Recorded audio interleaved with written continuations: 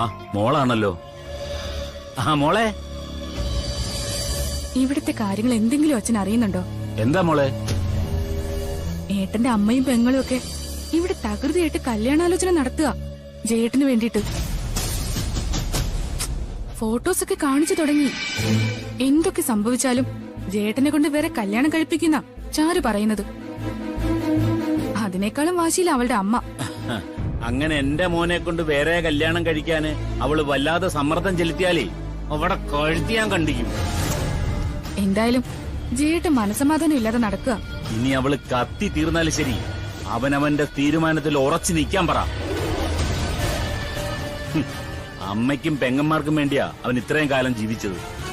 എന്നിട്ട് അവനൊരു ജീവിതം കിട്ടിയപ്പം അത് നാലും നൂലുവാക്കി കളയാനാ പരിപാടിയെങ്കിലേ അവൻ കുറച്ചുകൂടി ചുണക്കുട്ടി ആയാലേ പറ്റൂ.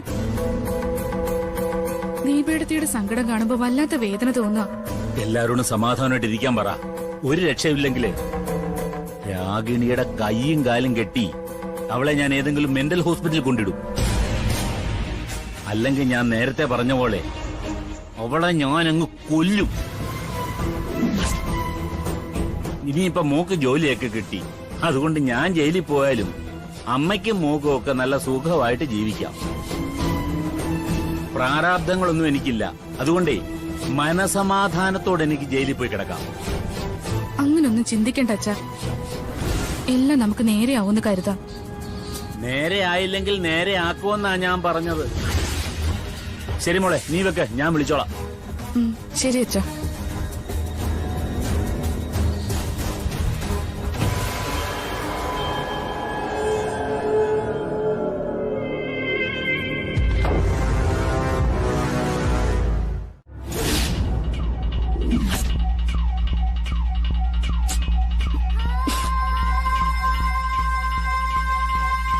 നിനക്കൊരല്ലല്ല 10 കൂടുതലാണെന്നറിയാം. അതുകൊണ്ട് നിന്റെ 9 ഊരിയെടുത്തിട്ട് നിന്റെ സ്വഭാവം നന്നാക്കാനും ഞങ്ങൾക്കറിയാം. പിന്നെ നീ ലാലണ്ണന്റെ അനിയത്തിയായതുകൊണ്ട് അണ്ണൻ പറഞ്ഞതുപോലെ ഒന്നും ചെയ്യാതിരിക്കുന്നു. മനസ്സിലായ?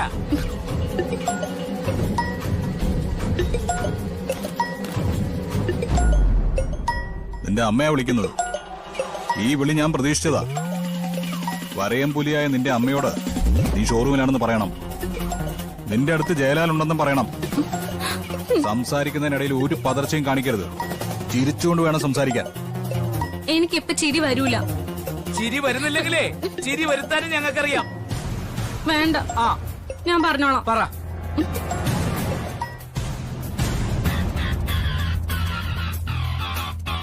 ഹലോ അമ്മേ. എവിടെയാ മോളെ? ഞങ്ങള് ഷോറൂമിലാ. ഷോറൂമിലോ? ഇത്ര നേരത്തെ അങ്ങോട്ട് പോയോ? ഇന്ന് രാവിലെ തന്നെ തുറക്കണമെന്ന് ഏട്ടൻ പറഞ്ഞായിരുന്നു. എന്നിട്ട് അവന്റെ ക്യാബിനിൽ തന്നെ ഉണ്ടോ? ഉണ്ടമ്മേ. മോളെ, ഇടയ്ക്കിടയ്ക്ക് പോയി നോക്കണം അവിടെ. ചിലപ്പോ നിന്നെ അവിടെ ഇരുത്തിയിട്ട് അവൻ മുങ്ങിക്കളയും. ഇല്ലമ്മേ, ഞാനിപ്പോ ക്യാബിനിൽ പോയി കണ്ടതേ ഉള്ളൂ.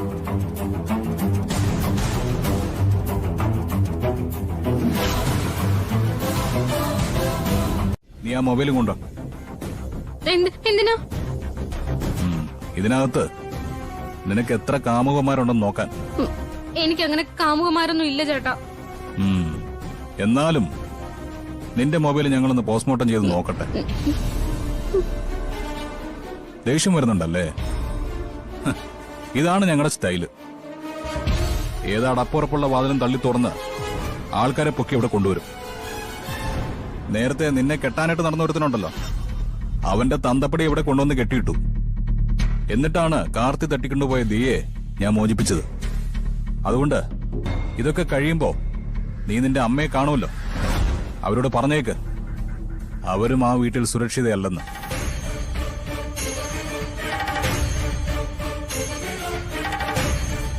മര്യാദയ്ക്ക് നീ ഇവിടെ അടങ്ങി ഒതുങ്ങിയിരുന്നോളണം.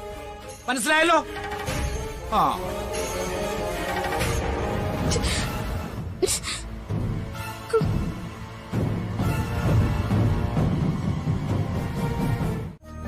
ജഗനൻ നമ്മളെക്കാൾ കൂടുതൽ ദീപയ്ക്കും ദിയയ്ക്കും ഒക്കെ അറിയാം.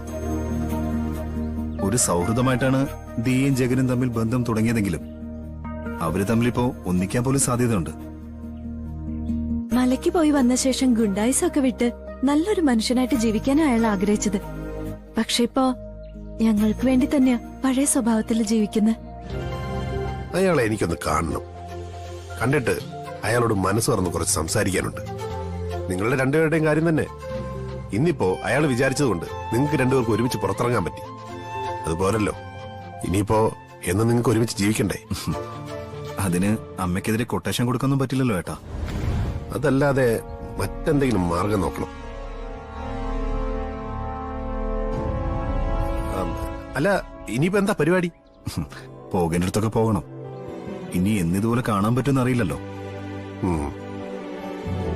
എല്ലാം കഴിഞ്ഞ ശേഷം ചാരു തിരിച്ചു വരും.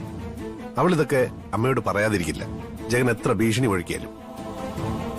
ആ സമയത്ത് അമ്മ എങ്ങനെ പ്രതികരിച്ചാലും അത് നേരിടാനുള്ള മനക്കരുത്ത് നിനക്കുണ്ടാവണം. എന്നെ കൊല്ലുന്നെങ്കിൽ കൊല്ലട്ടെ.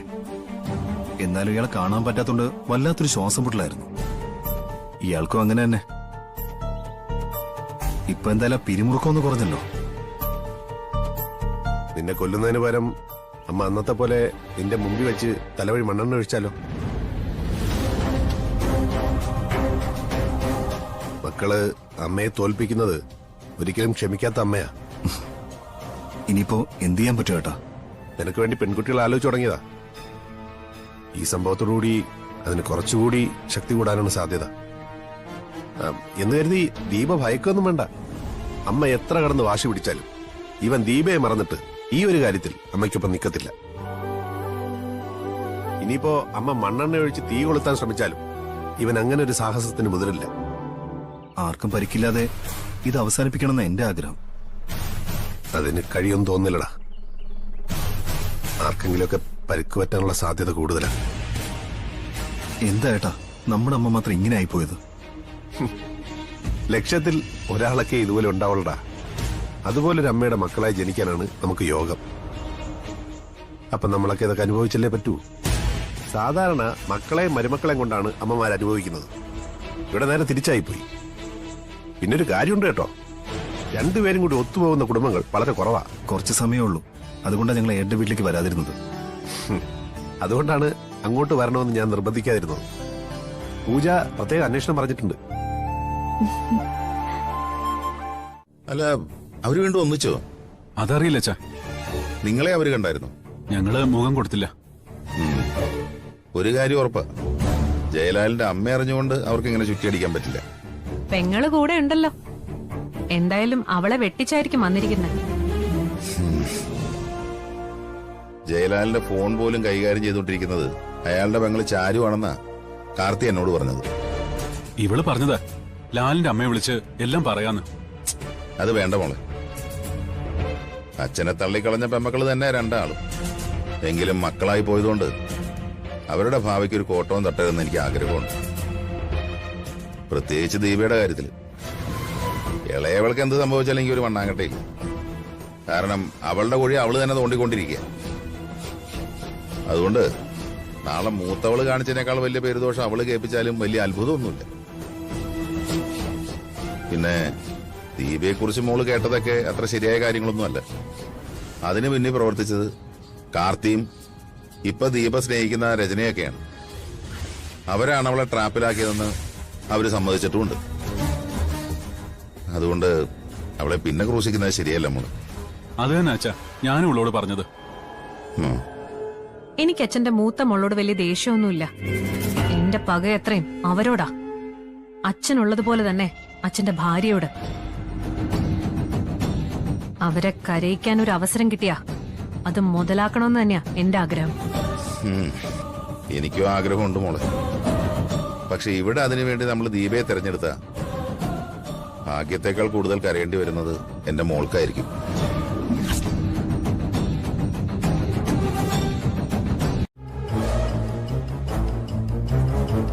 നിനക്കൊരു ക്ലിനിക്ക് ഇട്ടുതരാന്ന് നിന്റെ ഭാര്യയുടെ അച്ഛൻ പറഞ്ഞില്ലേ? നീ ഇപ്പൊ നല്ലൊരു ഡോക്ടറുടെ കീഴിൽ നിൽക്കുന്നതുകൊണ്ട് കാര്യങ്ങളൊക്കെ ഏതാണ്ട് മനസ്സിലാക്കി കഴിഞ്ഞു. ഇനി അതങ്ങോട്ട് പ്രാവർത്തികമാക്ക്. ഹോസ്പിറ്റലിൽ തുടങ്ങിക്കഴിഞ്ഞാലേ ഇന്നത്തെ കാലത്ത് കഴിക്കുന്ന ഫുഡ് പോലും വിഷമായതുകൊണ്ട് രോഗമില്ലാത്തവരെക്കാളും കൂടുതൽ രോഗികളാണ്. ഇടാ അങ്ങനെയുള്ള സമയമാണ് ഈ ഡോക്ടർമാരുടെ ചാകര. പക്ഷെ ഈ പറഞ്ഞത് എന്നും ഉണ്ടാവണമെന്നില്ല. നല്ല കാലം വരുമ്പോ അത് മാക്സിമം മുതലെടുക്കുന്നതാണ് നല്ലത്. പിന്നെ നിനക്ക് എന്നെ പോലെ മദ്യപാനശീലം ഇല്ലാത്തതുകൊണ്ട് ഉള്ള പൈസയൊക്കെ കയ്യിലിരിക്കുകയും ചെയ്യും. ക്ലിനിക്കിനായി ഒരു കെട്ടിടം കണ്ടുവയ്ക്കാൻ അവളുടെ അച്ഛൻ പറഞ്ഞിട്ടുണ്ട്. ആ, റെന്റിനാണോ അതോ വാങ്ങിത്തരാന്നാണോ പറഞ്ഞേക്കണേ? അച്ഛാ, കോടികളൊന്നും അവർക്കൊരു പ്രശ്നമേ അല്ല. എങ്കിൽ പിന്നെ നല്ലൊരു ബിൽഡിംഗ് നമുക്ക് കണ്ണായ സ്ഥലത്ത് തന്നെ എടുക്കാം, നല്ലൊരു പരസ്യവും കൊടുക്കാം. നീ ഒരു ഹാർട്ട് സ്പെഷ്യലിസ്റ്റ് ആവാൻ പോവല്ലേ? അതിന് ഇന്ന് കമ്പോളത്തിൽ ഭയങ്കര മാർക്കറ്റാ. ഇനിയിപ്പോ കുറച്ചു കാലം കഴിയുമ്പോണ്ടല്ലോ ഈ ഹൃദയം മാറ്റിവെക്കൽ എന്ന് പറയുന്നത് ഒരു സാധാരണ സംഭവമായിട്ട് മാറും. പിന്നെ കുന്നുപോലെ കാശ് വന്നങ്ങ് നിറയും. എടാ, പണത്തിന് മാത്രം മാന്യത വരുന്ന ലോകമാണിത്. അവിടെ അതിനുള്ള സോഴ്സ് കണ്ടെത്തണം, എന്നിട്ട് അതിലൂടെ നമ്മൾ സഞ്ചരിക്കണം. അങ്ങനെയാണ് വേണ്ടത്. ഞാൻ അവളെ മാക്സിമം പ്രഷർ ചെലുത്തുന്നുണ്ട്. പിന്നെ അങ്ങനെ ചെയ്യുമ്പോ അവക്ക് സംശയം തോന്നരുതല്ലോ. എടാ, അതാണ് ഞാൻ നയത്തിൽ പോണോന്ന് പറഞ്ഞത്. അച്ഛന് കുടുംബജീവിതത്തിൽ സംഭവിച്ച പാളിച്ച ഒരിക്കലും നിനക്കുണ്ടാവരുത്. എന്റെ ഭാര്യയും ഭാര്യ വീട്ടുകാരൊക്കെ വെറും പാപ്പരായിരുന്നു. അവൾക്കൊരു ജോലി ഉണ്ടായത് അവളുടെ അഹങ്കാരം കൂട്ടിയെന്നല്ലാതെ എനിക്ക് കാലണയുടെ പ്രയോജനം ഉണ്ടായിട്ടില്ല. ഒരു കണക്കിന് അവിടെ പോവാത്ത നല്ലത്. അവിടെ ചെന്ന് അളിയന്റെ ബോഡി ഗാർഡായിട്ട് നിന്നാലേ ചിലപ്പോ ശരിക്കും എന്റെ ബോഡി കാണത്തില്ല. ഒരുത്തൻ ഇടിച്ച് ചങ്ക് വാട്ടും, ആ ജഗൻ. ഇനി എപ്പോഴാ അമ്മായിയെയും ചാരുവിനെയൊക്കെ അവൻ എടുത്തോണ്ട് പോകുന്നതെന്ന് പറയാൻ പറ്റത്തില്ല. അമ്മയോട് കളിച്ചാലേ അവൻ വിവരം അറിയും. അറിയോ അറിയും. അമ്മായി മരിച്ചെന്ന വിവരം അവൻ അറിയാം. അവനെ അമ്മായിയെ കൊല്ലും. എന്റെ ഹേമേ, അവൻ കൈയെടുത്തൊന്ന് കൊടുത്താലുണ്ടല്ലോ അമ്മായിയും ചാരുവൊക്കെ അവിടെ ഡിം. ഇപ്പൊ ഒരു പെരുങ്കളൻ അമ്മായിയെ വിളിച്ച് വിവരങ്ങളൊക്കെ പറഞ്ഞില്ലായിരുന്നോ? കാർത്തി. അവനും അവന്റെ അച്ഛനും ഒക്കെ അവിടുത്തെ വലിയ ധാതാമാരാ. അവർക്ക് പോലും ഈ പറയുന്ന ബുള്ളറ്റ് ജഗനെ ഭയവാ. എന്ന് വെച്ചാലേ അവന്റെയൊക്കെ വീട്ടിൽ കയറിയ അവനെയൊക്കെ ഇടിച്ച് പഞ്ചറാക്കിയത്. വാളെടുത്തവൻ വാളാൻ. പക്ഷേ അങ്ങനെ വാളാൽ തീരുന്നതിന് മുമ്പ് അവൻ മറ്റു പലരെയും തീർക്കും. ഇരട്ട ചങ്കനല്ല, ട്രിപ്പിൾ ചങ്കന. അവൻ ഈ ലോകത്താരെയും പേടിയില്ല, അവന്റെ ജീവനെ പോലും. അങ്ങനെയുള്ളവനെ വെട്ടുപോത്തല്ലേ ഹേമേ? കൊമ്പൂലിക്ക് വന്നാലേ വല്ല രക്ഷയോ ഉണ്ടോ? അങ്ങനെ നോക്കുമ്പോ ഇവിടെയൊക്കെ ചുറ്റിപ്പറ്റി നിൽക്കുന്നതാ നല്ലത്. ഒന്നുമില്ലെങ്കിലും നിന്റെ ആട്ടും തുപ്പും മാത്രം സഹിച്ചു നിന്നാ മതിയല്ലോ. നല്ല വിശപ്പ്, അടുക്കളയിൽ വല്ലോ ആയോ?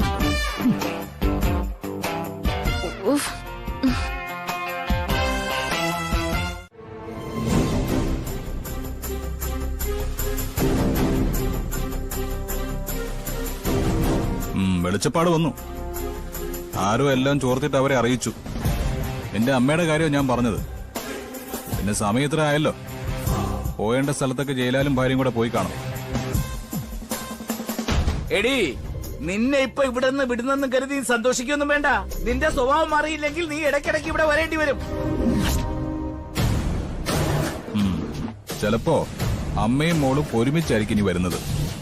ഇനിയിപ്പോ ഒരു തരത്തിലും മെരുങ്ങുന്നില്ലെങ്കിൽ മാസങ്ങളോളം നിന്നെയൊക്കെ ഇവിടെ കെട്ടിയിട്ടൊന്നും വരും. പ്രത്യേകിച്ച് നിന്റെ അമ്മയെ. പിന്നെ കല്യാണം കഴിഞ്ഞു കഴിഞ്ഞാൽ ഭാര്യ ഭർത്താക്കന്മാര് സന്തോഷത്തോടെയും സുഖത്തോടെയും ജീവിക്കണം. അതിന് കഴിഞ്ഞില്ലെങ്കിൽ ഇതൊക്കെ വേണ്ടിവരും. നീ അറിഞ്ഞില്ലായിരുന്നു, ഈ അടുത്ത സമയത്ത് ഒരു മോഴയാന വയനാട്ടിൽ വല്ലാത്ത ശല്യം ഉണ്ടാക്കിയത്. എന്നിട്ട് അതിനെ കൂട്ടിലാക്കിയതിനു ശേഷം മാസങ്ങളോളം കൂട്ടിനകത്തിട്ട് തന്നെ മെരുക്കുകയായിരുന്നു. അത് കഴിഞ്ഞിട്ടാ പുറത്തോട്ട് ഇറക്കിയത്. അങ്ങനൊരു വിധി നിന്റെയും നിന്റെ അമ്മയുടെയും കാര്യത്തിൽ ചിലപ്പോൾ വേണ്ടിവരും. അതുകൊണ്ട് മോഴയാനെ പോലെ ആവാതിരുന്നാൽ നല്ലത്. ഞാൻ ഇനി ഒന്നിനും ഇല്ല. അതൊക്കെ നീ ഇവിടെ നിന്ന് രക്ഷപ്പെടാൻ വേണ്ടി പറയുന്നതാണെന്ന് എനിക്കറിയാം. നീ ഇവിടെ നിന്ന് പൊക്കിയഴിഞ്ഞാലേ നിന്റെ സ്വഭാവം മാറുമെന്നും അറിയാം. ദീപ എന്ന് പറയുന്ന പെൺകുട്ടിയുടെ മുന്നിൽ നിൽക്കാനുള്ള യോഗ്യതയൊന്നും നിനക്കൊന്നുമില്ല. ഞാൻ പറഞ്ഞല്ലോ, ആ കുട്ടിയുടെ ജീവിതവും ആ കുടുംബവും താർക്കാൻ നോക്കുന്ന ഒരുത്തിനെയാ നീ കെട്ടാൻ പോകുന്നത്. അതിനുള്ള തിരിച്ചടി ഏത് രൂപത്തിലും ഭാവത്തിലുമാണ് നിനക്ക് കിട്ടാൻ പോകുന്നതെന്ന് നിനക്ക് പിന്നീടേ മനസ്സിലാവൂ.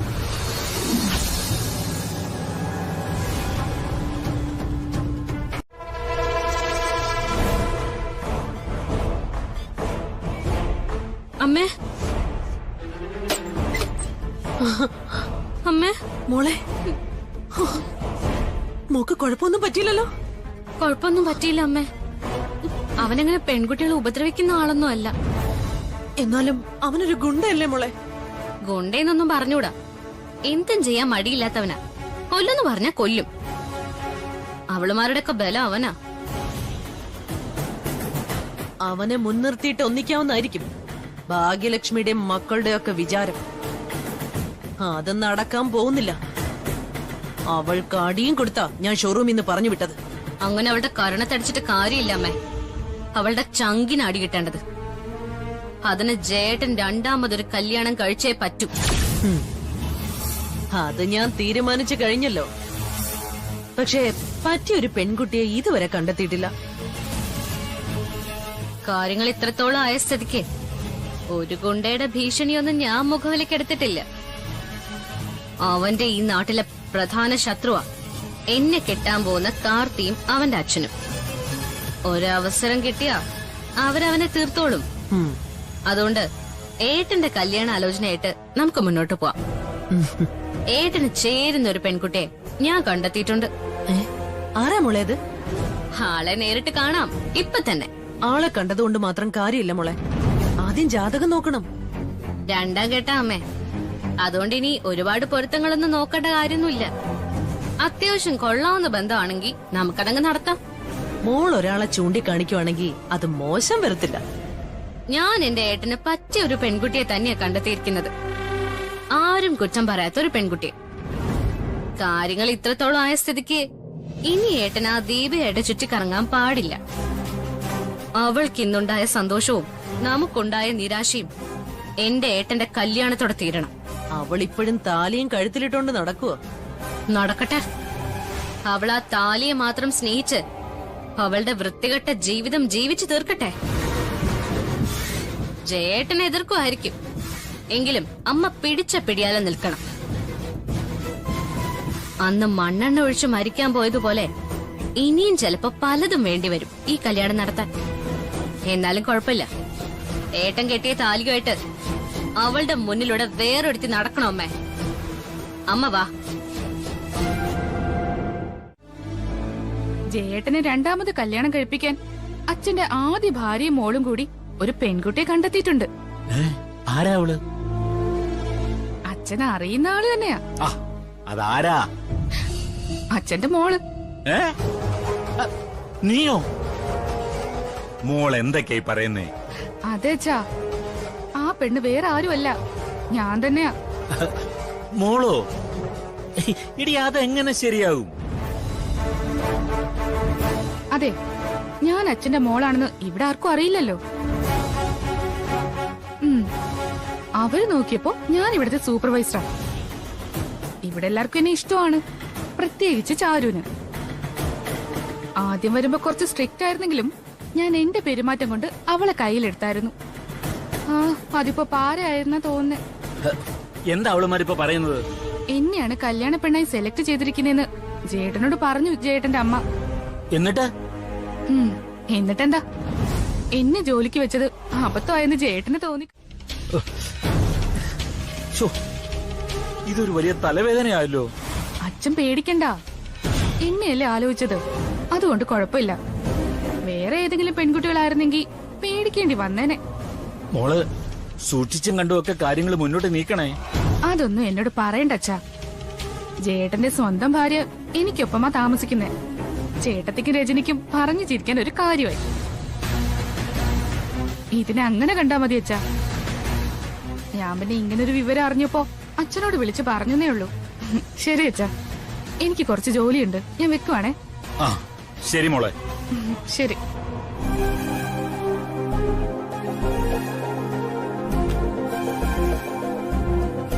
പറഞ്ഞത് കേട്ടായിരുന്നു? ഞാൻ എങ്ങനെ കേൾക്കാന്? ടെൻഷൻ അടിപ്പിക്കാത്ത കാര്യം പറയും. ജയന് വേണ്ടി രണ്ടാമതൊരു പെണ്ണന്വേഷിക്കുന്നത് നമ്മുടെ മോളെയാ. എന്തൊക്കെയാ കേൾക്കുന്നേ? അവരാങ്ങളെയും പെങ്ങളുമാണെന്ന് അവർക്കറിയില്ലല്ലോ. മോള് പറഞ്ഞത് ശരിയാ. ഇതിങ്ങനെ വന്നത് നന്നായി. മോളത് ബുദ്ധിപൂർവ്വം കൈകാര്യം ചെയ്തോളൂ. മറ്റേതെങ്കിലും പെൺകുട്ടികളായിരുന്നെങ്കിലേ ഒഴിഞ്ഞു പോയനെ. ഇപ്പോഴും കുഴയോന്ന എന്റെ സംശയം. അതെന്താ? മോളെ പെണ്ണ് ആലോചിച്ചിട്ടുണ്ടെങ്കിൽ അവര് പെണ്ണിന്റെ വീട്ടിലേക്ക് വരാതിരിക്കോ? ജയനെയും കൊണ്ട് അവർ ഇവിടേക്ക് വന്നാലോ? അത് പേടിക്കണ്ട, ആ സമയത്ത് ഞാൻ മാറി നിൽക്കാം. അതൊക്കെ വലിയ അപകടമാവില്ലേ ഗംഗേട്ട? പിന്നെ ഞാൻ ഇവിടെ നിൽക്കണോ അതോ അവരുടെ മുമ്പിലോട്ട് ഇറങ്ങി ചെല്ലണോ? അങ്ങനെയല്ല ഗംഗേട്ട ഞാൻ പറഞ്ഞത്. ഇവിടേക്കൊക്കെ വരുമ്പോ അയലത്തുള്ള ആരെങ്കിലും ഇങ്ങോട്ട് വന്നാ ആകെ പ്രശ്നമാവും. അയലത്തുള്ളവർക്കൊക്കെ അറിയാമല്ലോ നീ എന്റെ രണ്ടാം ഭാര്യയാണെന്ന്. പിന്നെന്താ കുഴപ്പം? പക്ഷെ ചേട്ടന്റെ ആദ്യ ഭാര്യയും മക്കളെയൊന്നും ആർക്കും അറിയില്ലല്ലോ. ആദ്യ ഭാര്യ മരിച്ചു പോയതുകൊണ്ട് രണ്ടാമത് കെട്ടിന്നല്ലേ പറഞ്ഞിരിക്കുന്നത്. അത് ശരിയല്ലയോ? അതെങ്ങനെ ശരിയാവുന്നേ? എടി, അവള് ജീവിച്ചിരിക്കുന്നതും മരിക്കുന്നതും ഒക്കെ എനിക്ക് ഒരുപോലെ. പിന്നെ അവളാണെങ്കിലേ എനിക്ക് ഇരിക്കപ്പിണ്ടം വെച്ചിട്ട് നിൽക്കുക. അതുകൊണ്ട് കുറ്റബോധത്തിന്റെ ആവശ്യമൊന്നുമില്ല. ഗംഗേട്ടന് വേറെ ഭാര്യയും മക്കളും ഉണ്ടെന്ന് രാഗിണി അറിയുന്നതിനേക്കാൾ ഗംഗേട്ടന്റെ മക്കൾ അറിയുന്നതാണ് ഏറ്റവും വലിയ നാണക്കേടെന്ന് ചേട്ടൻ തന്നെയല്ലേ പറഞ്ഞത്? പ്രത്യേകിച്ച് 2 ആൺമക്കളും അറിയുന്നത് ആത്മഹത്യ ചെയ്യുന്നതിന് തുല്യമാണെന്ന് എത്രയോ തവണ ഗംഗേട്ടൻ തന്നെ പറഞ്ഞു കഴിഞ്ഞു. അവരൊക്കെ സത്യങ്ങൾ അറിയാനേ ഇതുപോലുള്ള സംഭവങ്ങൾ ഉപകരിക്കൂ. ഈ സാഹചര്യത്തെ എങ്ങനെ മറികടക്കുന്ന ഞാൻ ആലോചിക്കുന്നത്. അതിനുള്ള സമയം ഒത്തുവരുന്നത് വരെ തൽക്കാലം ഞാൻ ഈ വിവാഹത്തിന് ഇഷ്ടമല്ലെന്ന് പറയുന്നില്ല. പിന്നെ വീട്ടിലെത്തിയ ശേഷം ദീപേച്ചിയോട് കാര്യങ്ങളൊക്കെ പറയണം. ഇപ്പൊ തന്നെ ഞാൻ വേറെ ചിലരെ വിളിച്ച് കാര്യങ്ങളൊക്കെ പറഞ്ഞിട്ടുണ്ട്. അതാരെയാ? ഒന്ന് എന്റെ അമ്മയെ, പിന്നെ സാറിന്റെ അച്ഛനെയും. അച്ഛനോടെല്ലാം പറഞ്ഞോ? സാറിന്റെ അച്ഛൻ എനിക്ക് സ്വന്തം അച്ഛനെ പോലെയാ, അതുകൊണ്ട് പറഞ്ഞതാ. എന്തായാലും സാറിന് അച്ഛനെ വിളിക്കാൻ പറ്റില്ലല്ലോ. അപ്പൊ പിന്നെ ചൂടാറുന്നതിന് മുന്നേ കാര്യം പറയാന്ന് കരുതി. ലോകത്ത് ഇതുപോലൊരു അമ്മ എനിക്കും വേറെ ഉണ്ടാവില്ല. അങ്ങനൊരു ബന്ധം ആയതുകൊണ്ട് തള്ളിക്കളയാനും കഴിയില്ല. നമ്മുടെ കാണപ്പെട്ട ദൈവമാണ് അമ്മയും അച്ഛനും എന്നൊക്കെ പറയാം. അത് സത്യവുമാണ്. അവരുടെ കാല് പിടിക്കാനും അവരെ മനസ്സിലിട്ട് ആരാധിക്കാനൊക്കെ എനിക്ക് ഒരുപാട് ഇഷ്ടമാണ്. എന്നാൽ നമ്മൾ പ്രാർത്ഥിക്കുന്ന ദൈവങ്ങൾ തന്നെ നമ്മുടെ വഴി മുടക്കുമ്പോ എത്രയെന്ന് കരുതി നമുക്ക് സഹിക്കാൻ പറ്റും? എനിക്ക് മനസ്സിലാവുന്നുണ്ട് സാർ സാറിന്റെ ബുദ്ധിമുട്ടുകളൊക്കെ. സത്യം പറയാലോ, ഇങ്ങനൊരു പ്രപ്പോസലായി അമ്മ വന്നപ്പോ ഞാൻ ശരിക്കും ഞെട്ടിപ്പോയി. അവർക്കൊക്കെ ഹരിതയെ ഇഷ്ടപ്പെട്ടു. കുറച്ചു ദിവസമായിട്ട് എന്നോട് നല്ല രീതിയിലാ ചാരുമേടം പെരുമാറുന്നത്. അത് കണ്ടപ്പോഴേ എനിക്ക് എന്തൊക്കെയോ സംശയം തോന്നിയതാ. എന്നുവെച്ച് ഇങ്ങനൊരു ആലോചന വരുമെന്ന് ഞാൻ കരുതിയില്ല. ഇന്നത്തെ ദിവസം നടന്നൊക്കെ ഹരിതയ്ക്ക് അറിയാലോ. ആ ജഗൻ സഹായിച്ചതുകൊണ്ട് എനിക്ക് ദീപയായി എല്ലായിടത്തുനിന്ന് പോകാൻ പറ്റി. അതുകൊണ്ടാ ഇടുപിടിയെന്ന് ഇങ്ങനൊരു തീരുമാനം അവരെടുത്തത്. ഇതിന് പിന്നിൽ പ്രവർത്തിച്ചതോ എന്റെ പെങ്ങളെന്ന് പറയുന്നോളൂ. ഇനിയിപ്പോ അവൾ ഒരുത്തനെ കല്യാണം കഴിക്കാൻ പോകുന്നുണ്ട്, ഒരു കാർത്തിയെ. ആ കല്യാണം അങ്ങനെ നടന്നാ പിന്നെ എന്നെ തുലയ്ക്കാനായിട്ട് ആ കാർത്തി എന്ന് പറയുന്നവന് എന്തും ചെയ്യും. അവനെപ്പറ്റി ദീപേലജിനെയൊക്കെ പറഞ്ഞാണല്ലോ. എല്ലാം വ്യക്തമായിട്ട് പറഞ്ഞിട്ടുണ്ട് സർ. ദീപയുടെയും ദീപയുടെ കുടുംബത്തിന്റെയും വേരറുക്കാനായിട്ട് നടക്കുന്നവനാ. സത്യം പറയാലോ, എന്റെ ഭാര്യയും അവളുടെ അമ്മയും അനിയത്തിയും പോലെ നന്മയുള്ളവർ ഈ ലോകത്ത് വേറെ ഇല്ല. എന്നത് മനസ്സിലാക്കേണ്ടവർ മനസ്സിലാക്കുന്നില്ല. എന്റെ അമ്മയ്ക്ക് ഇതുപോലെ നല്ല മരുമോളെ കിട്ടില്ലായിരുന്നു. എനിക്കറിയാലോ സർ, കുറച്ചു ദിവസമേ ആയിട്ടുള്ളൂ ഞങ്ങൾ തമ്മിൽ പരിചയപ്പെട്ടിട്ട്. അതിനിടയിൽ തന്നെ ഒരു വല്ലാത്ത അടുപ്പം എനിക്ക് ചേച്ചിയോട് തോന്നി തുടങ്ങിയിട്ടുണ്ട്. അത്രയ്ക്ക് പാവാ. ആ ചേച്ചിയെ വിട്ടിട്ട് സാറ് മറ്റൊരു കല്യാണം കഴിച്ചാലുണ്ടല്ലോ, ജീവിതകാലം മുഴുവൻ നഷ്ടപ്പെട്ട ഭാര്യയെ ഓർത്ത് സാറിന് ദുഃഖിക്കേണ്ടി വരും. ഞാൻ ഈ നാട് വിട്ടു പോയാലും ആത്മഹത്യ ചെയ്താലും ദീപയല്ലാതെ മറ്റൊരു ഭാര്യ എന്റെ ജീവിതത്തിൽ ഉണ്ടാവില്ല. ഇല്ല, അമ്മ മാത്രമേ ഉള്ളൂ. അപ്പൊ നിങ്ങൾ ഈ ബന്ധം മുടക്കാൻ ശ്രമിച്ചാലും അത് നടക്കില്ല. ജയേട്ടന്റെ ക്യാരക്ടർ എന്താന്ന് ഹരിതയ്ക്ക് നന്നായിട്ട് അറിയാം. നമുക്ക് നോക്കാം ഇതെവിടെ ചെന്ന് നിൽക്കുവെന്ന്. അവരുടെ കല്യാണത്തിൽ തന്നെ ചെന്ന് നിൽക്കും. അതിനപ്പുറം ഒന്നും സംഭവിക്കാൻ പോകുന്നില്ല. ജയനേതായാലും ദീപയെ മറന്നിട്ട് ഒരു ഹരിതയും കെട്ടാൻ പോകുന്നില്ല. ചേട്ടൻ കെട്ടുമല്ലോ, ചേട്ടനെ കൊണ്ട് കെട്ടിക്കുമല്ലേ. എന്റെ ഏട്ടന്റെയും കല്യാണം ഒരേ മണ്ഡപത്തിൽ വെച്ച് നടത്താനാണ് അമ്മയുടെ തീരുമാനം. ആ സമയത്ത് ഹരിതയ്ക്ക് അച്ഛനില്ലാത്ത പോലെ ഞാനും എല്ലാരോടും പറയും എനിക്കും അച്ഛനില്ലാന്ന്. എടേ മോളെ, ജീവിച്ചിരിക്കുന്ന അച്ഛന് ബലിയിട്ടവളാ നീ നിന്റെ അമ്മയൊക്കെ. എന്നാ കേട്ടോ, നീയൊക്കെ ജനിച്ചപ്പോ തന്നെ നിനക്കൊക്കെ ബലിയിട്ട് കഴിഞ്ഞു നിന്റെ അമ്മയെന്ന് പറയുന്നവള്. പെൺകുട്ടിയുടെ സ്വഭാവം ഇല്ലാതാക്കുന്നതും അവരെ കൊല്ലുന്നതും ഒരുപോലെ തന്നെ ആടി. അങ്ങനെ നോക്കുമ്പോ നിന്നെയൊക്കെ കൊല്ലാതെ കൊന്നു കഴിഞ്ഞു. അതുകൊണ്ട് നിനക്കൊന്നും ഇനി ഒരു നല്ല ജീവിതം ഇല്ല. മറ്റുള്ള പെൺകുട്ടികൾ ജീവിക്കുന്നത് കണ്ട് നിനക്കൊക്കെ അസൂയപ്പെടാനേ പറ്റൂ. അതാണ് നിനക്കൊക്കെ ഇനി സംഭവിക്കാൻ പോകുന്നത്. ഹരിത പോലും എവിടെ അവള്? എന്തായാലും അവളെ കണ്ടിട്ടേ ഞാൻ പോകുന്നുള്ളൂ. നീ അങ്ങനെ പ്രയാസപ്പെട്ട് കെട്ടുവൊന്നും വേണ്ട. പിന്നെ അവിടെ ജോലി ചെയ്യുന്ന ഒരുത്തി ആയതുകൊണ്ട് എല്ലാ അർത്ഥത്തിലും യോജിച്ചു പോകുന്ന ഒരുത്തിയാണെന്ന് കരുതിയാ നിന്നെ തന്നെ ഞാൻ തെരഞ്ഞെടുത്തത്. ഇനി നിന്ന് കാലം ഒഴിക്കണ്ട, ഇരിക്ക്. പിന്നെ എന്റെ മോൾക്ക് എന്നും കുന്നും അവന്റെ പിന്നാലെ തിരിയാനൊന്നും പറ്റില്ല. അപ്പോ അവനൊരു ഭാര്യ വന്നു കഴിഞ്ഞാ നിനക്ക് അവനെ നഷ്ടപ്പെടാതിരിക്കാൻ നീ പിന്നാലെ തിരിഞ്ഞോളും. പിന്നെ നിങ്ങൾ ഒരു കമ്പനിയിൽ തന്നെയാണല്ലോ ജോലി ചെയ്യുന്നത്. ആദ്യ ഭാര്യ ഒരു രണ്ടാം കല്യാണത്തിന് സമ്മതിക്കോ? നീ കാര്യങ്ങളൊക്കെ അറിഞ്ഞു വെച്ചിട്ട് എന്തിനാടി ഇങ്ങനെയൊക്കെ സംസാരിക്കുന്നത്? നീ അവിടെ ജോലിക്ക് വന്നത് മുതല് അവിടുത്തെ സാഹചര്യങ്ങളൊക്കെ അറിയാലോ. അതുപോലെ തന്നെ എന്റെ മോള് ചാരു നിന്നോടെല്ലാം പറഞ്ഞു കാണുമല്ലോ. എല്ലാം പറഞ്ഞിട്ടുണ്ട്. എന്നാലും വന്നാലും ഒന്നും ഇവിടെ വേണ്ട. എന്റെ വീട്ടിലെ കാര്യങ്ങൾ തീരുമാനിക്കുന്നത് ഞാനാ. അതിനനുസരിച്ച് എല്ലാവരും തിരിയും ഒടിയും. അതാണ് വീട്ടിലെ നിയമം. അല്ല, അതിന് നീ വീട്ടിൽ വന്നാലും അങ്ങനെ തന്നെയാ. മരുമോളുടെ ഭരണം ഒന്നും അവിടെ നടക്കത്തില്ല. ആരായാലും അടങ്ങി ഒതുങ്ങി കഴിഞ്ഞോളണം. അല്ലെങ്കിൽ എന്ത് സംഭവിക്കുമെന്ന് നിനക്ക് അവളെ അറിയാലോ, ദീപേ. ഞാൻ വരുമ്പോ ഷോറൂമിലുണ്ടായിരുന്നല്ലോ. അവളോട് ചോദിച്ചു നോക്കണം എന്താണ് എന്റെ വീട്ടിലെ രീതികളെന്ന്. അതിപ്പോ ദീപേച്ചിയോട് ചോദിക്കേണ്ട കാര്യമില്ലല്ലോ അമ്മേ. ചാരു മാഡം എല്ലാം എന്നോട് പറഞ്ഞിട്ടുണ്ട്. ചാരു മാഡം, അത് കൊള്ളാം. കല്യാണം കഴിഞ്ഞാലും നീ അങ്ങനെ വിളിച്ചാ മതി. ഒരു ബഹുമാനമൊക്കെ ഇരിക്കട്ടെ. ഞാൻ അങ്ങനെ വിളിക്കത്തുള്ളൂ. ഈ വീടിന് എത്രയാ റെന്റ്? അതെനിക്കറിയില്ല. ജയൻ സാർ അതൊക്കെ കൊടുക്കുന്നത്. വീടിന്റെ വാടക എത്രയാണെന്ന് അറിയാതെയാണോ ഇവിടെ കയറി താമസിക്കുന്നേ? സാറാണല്ലോ വീട് എടുത്തു തന്നത്. പിന്നെ ഹൗസ് ഓണറുമായിട്ട് സാറാണ് കരാറൊക്കെ ഒപ്പുവെച്ചിരിക്കുന്നത്. മാസാമാസം ഷോറൂമിന്റെ അക്കൗണ്ടിൽ നിന്ന് അവർക്ക് പൈസ പോകുന്നേ. എന്നാലും നീ താമസിക്കുന്ന വീടിന്റെ വാടക എത്രയാണെന്ന് നീ ചോദിക്കത്തില്ലയോ? ഇതൊക്കെയാ എനിക്ക് ഇഷ്ടപ്പെടാത്ത. അറിയേണ്ട കാര്യങ്ങൾ നമ്മൾ അറിഞ്ഞു വെക്കണം. നിന്നെ പോലുള്ള പെൺപിള്ളേർക്ക് അത്തരം ശീലമൊന്നുമില്ല. പകരം അറിയേണ്ടാത്ത കാര്യങ്ങൾ ഒളിഞ്ഞും തെളിഞ്ഞും ഒക്കെ കേൾക്കാനും ചോദിച്ച് മനസ്സിലാക്കാനും ഒക്കെ ശ്രമിക്കും. അതുകൊണ്ടാ ഇന്നത്തെ കാലത്ത് മിക്ക പെൺകുട്ടികളും ഭർത്താക്കന്മാരുടെ വീട്ടിൽ ഉറച്ചു നിൽക്കാത്തത്. എന്റെ സ്വഭാവം എന്താണെന്ന് ജെയിൻ സാറിനോട് ചോദിച്ച അമ്മയ്ക്ക് മനസ്സിലാവും. അവൻ പറയുന്നതിലൊന്നും എനിക്ക് വിശ്വാസമേ ഇല്ല. ഈ ലോകത്ത് ഏറ്റവും കൊള്ളരുതാത്ത പേരുദോഷം കേൾപ്പിച്ച ഒരുത്തിയ അവനെല്ലാം അറിഞ്ഞു വെച്ചുകൊണ്ട് കല്യാണം കഴിച്ചത്. ഇപ്പോഴും മൊബൈല് തുറന്നാലേ അവളുടെ ചില രംഗങ്ങളൊക്കെ കാണാം. പാഞ്ഞു പോയിട്ടൊന്നും ഇല്ല അതൊന്നും. പിന്നെ അവർക്ക് അവരുടെ വീട്ടിൽ പോയി താമസിച്ചൂടെ പകലൊക്കെ വന്നിട്ട്? ഞാനിവിടെ ഒറ്റയ്ക്കുള്ളത് കൊണ്ടും പിന്നെ മുറികളുള്ളത് കൊണ്ടും അവരിവിടെ വന്ന് താമസിക്കുന്നതാ. നോക്ക്, അങ്ങനെ കണ്ണീ കണ്ടവരെയൊക്കെ ഇവിടെ കയറ്റി താമസിപ്പിക്കരുത്. അവസാനം ഇവിടെ എന്തെങ്കിലുമൊക്കെ നടന്നാലേ വീടെടുത്ത് തന്നവനെ അത് ബാധിക്കൂ. തന്നെയുമല്ല, നിന്റെ കൂട്ടുകാരെയൊന്നും അങ്ങനെ അടുപ്പിക്കാത്തതാ നല്ലത്. ഇനി ഞാൻ വരാതെ നോക്കാം. അല്ല, അവരൊക്കെ എന്തിനാ ഇവിടെ ഡ്രസ് ഇട്ടിട്ട് പോകുന്നത്? അത് പിന്നെ കോട്ടയത്തുള്ള ഒരു ഫ്രണ്ട് ഇവിടെ അടുത്ത് താമസിക്കുന്നുണ്ട്.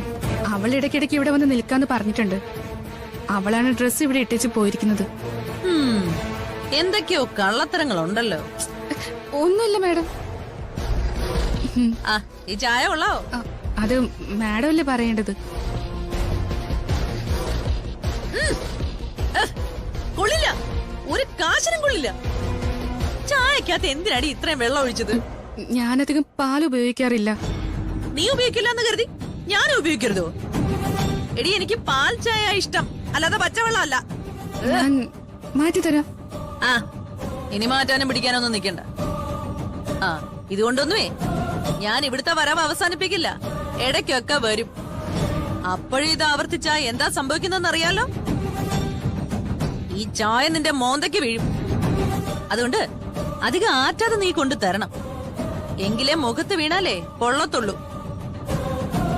അങ്ങനെ പൊള്ളിയാലേ പിന്നെ ചെയ്ത തെറ്റ് ആവർത്തിക്കാതിരിക്കൂ.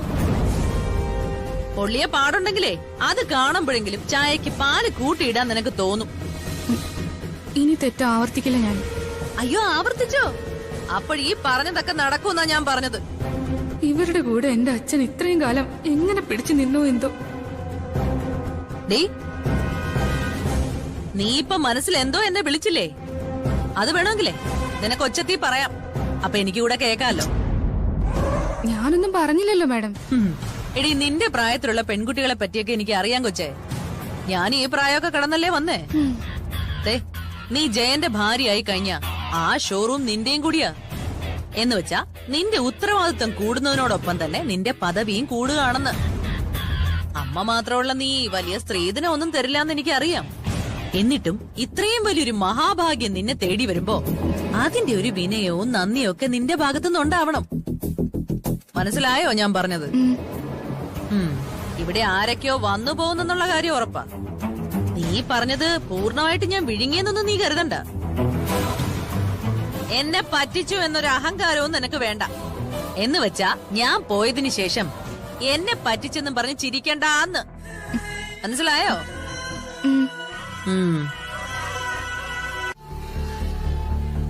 ഇത് എന്റെ അഡ്രസ്. കോട്ടയത്ത് എവിടെയാ നിന്റെ വീട്? പനച്ചിക്കാട് അടുത്താ. ആ, പനച്ചിക്കാട് എപ്പോഴോ ഞാൻ പോയിട്ടുണ്ട്. ജയന്റെ അച്ഛൻ ഒരു തല്ലിപ്പുള്ളി ഉണ്ടായിരുന്നല്ലോ. ഈ അടുത്ത സമയത്താ അയാളെ ഞാൻ വീട്ടിൽ നിന്ന് തല്ലി ഇറക്കിയത്. അയാൾ ഇടയ്ക്കിടയ്ക്ക് തീർത്ഥാടനത്തിനൊക്കെ പോവാറുണ്ട് ഈ ക്ഷേത്രങ്ങളിലൊക്കെ. അങ്ങനെ 1-2 തവണ ഞാനും പോയിട്ടുണ്ട്. ഇനിയിപ്പൊ അങ്ങോട്ട് വരുമ്പോ അയാൾ അങ്ങനെ കാണൂ? അല്ല, ഈ കോട്ടയത്തെന്ന് പറയുമ്പോഴേ തിരുനക്കരയിലെ ശിവക്ഷേത്രത്തിനടുത്തോ അല്ലെങ്കിൽ ഈ പറയുന്ന പനച്ചിക്കാട്ട് ദേവി ക്ഷേത്രത്തിലൊക്കെ അയാള് കാണും. അതിന് സാധ്യതയില്ല. എന്ന് നിനക്കെങ്ങനെ അറിയാം? നീ അയാളെ കണ്ടിട്ടുണ്ടോ? അല്ല, ഉണ്ട്.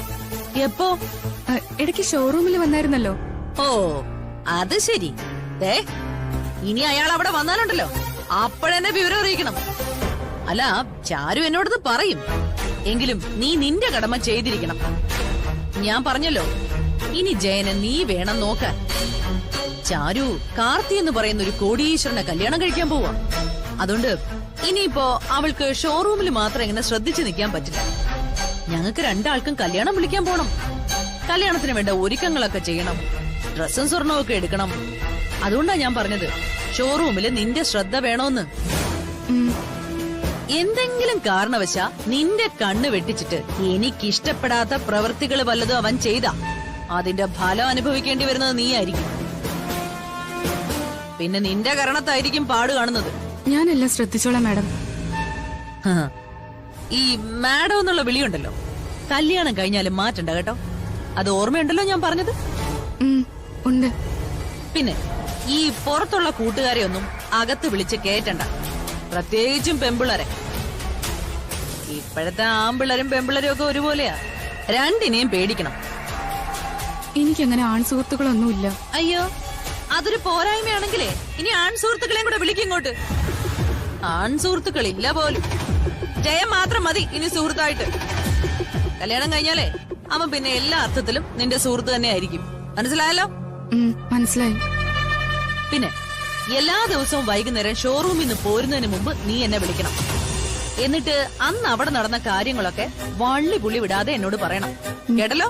പറയാം മാഡം. ശരി, എന്നാ ഞാൻ ഇറങ്ങുവാ.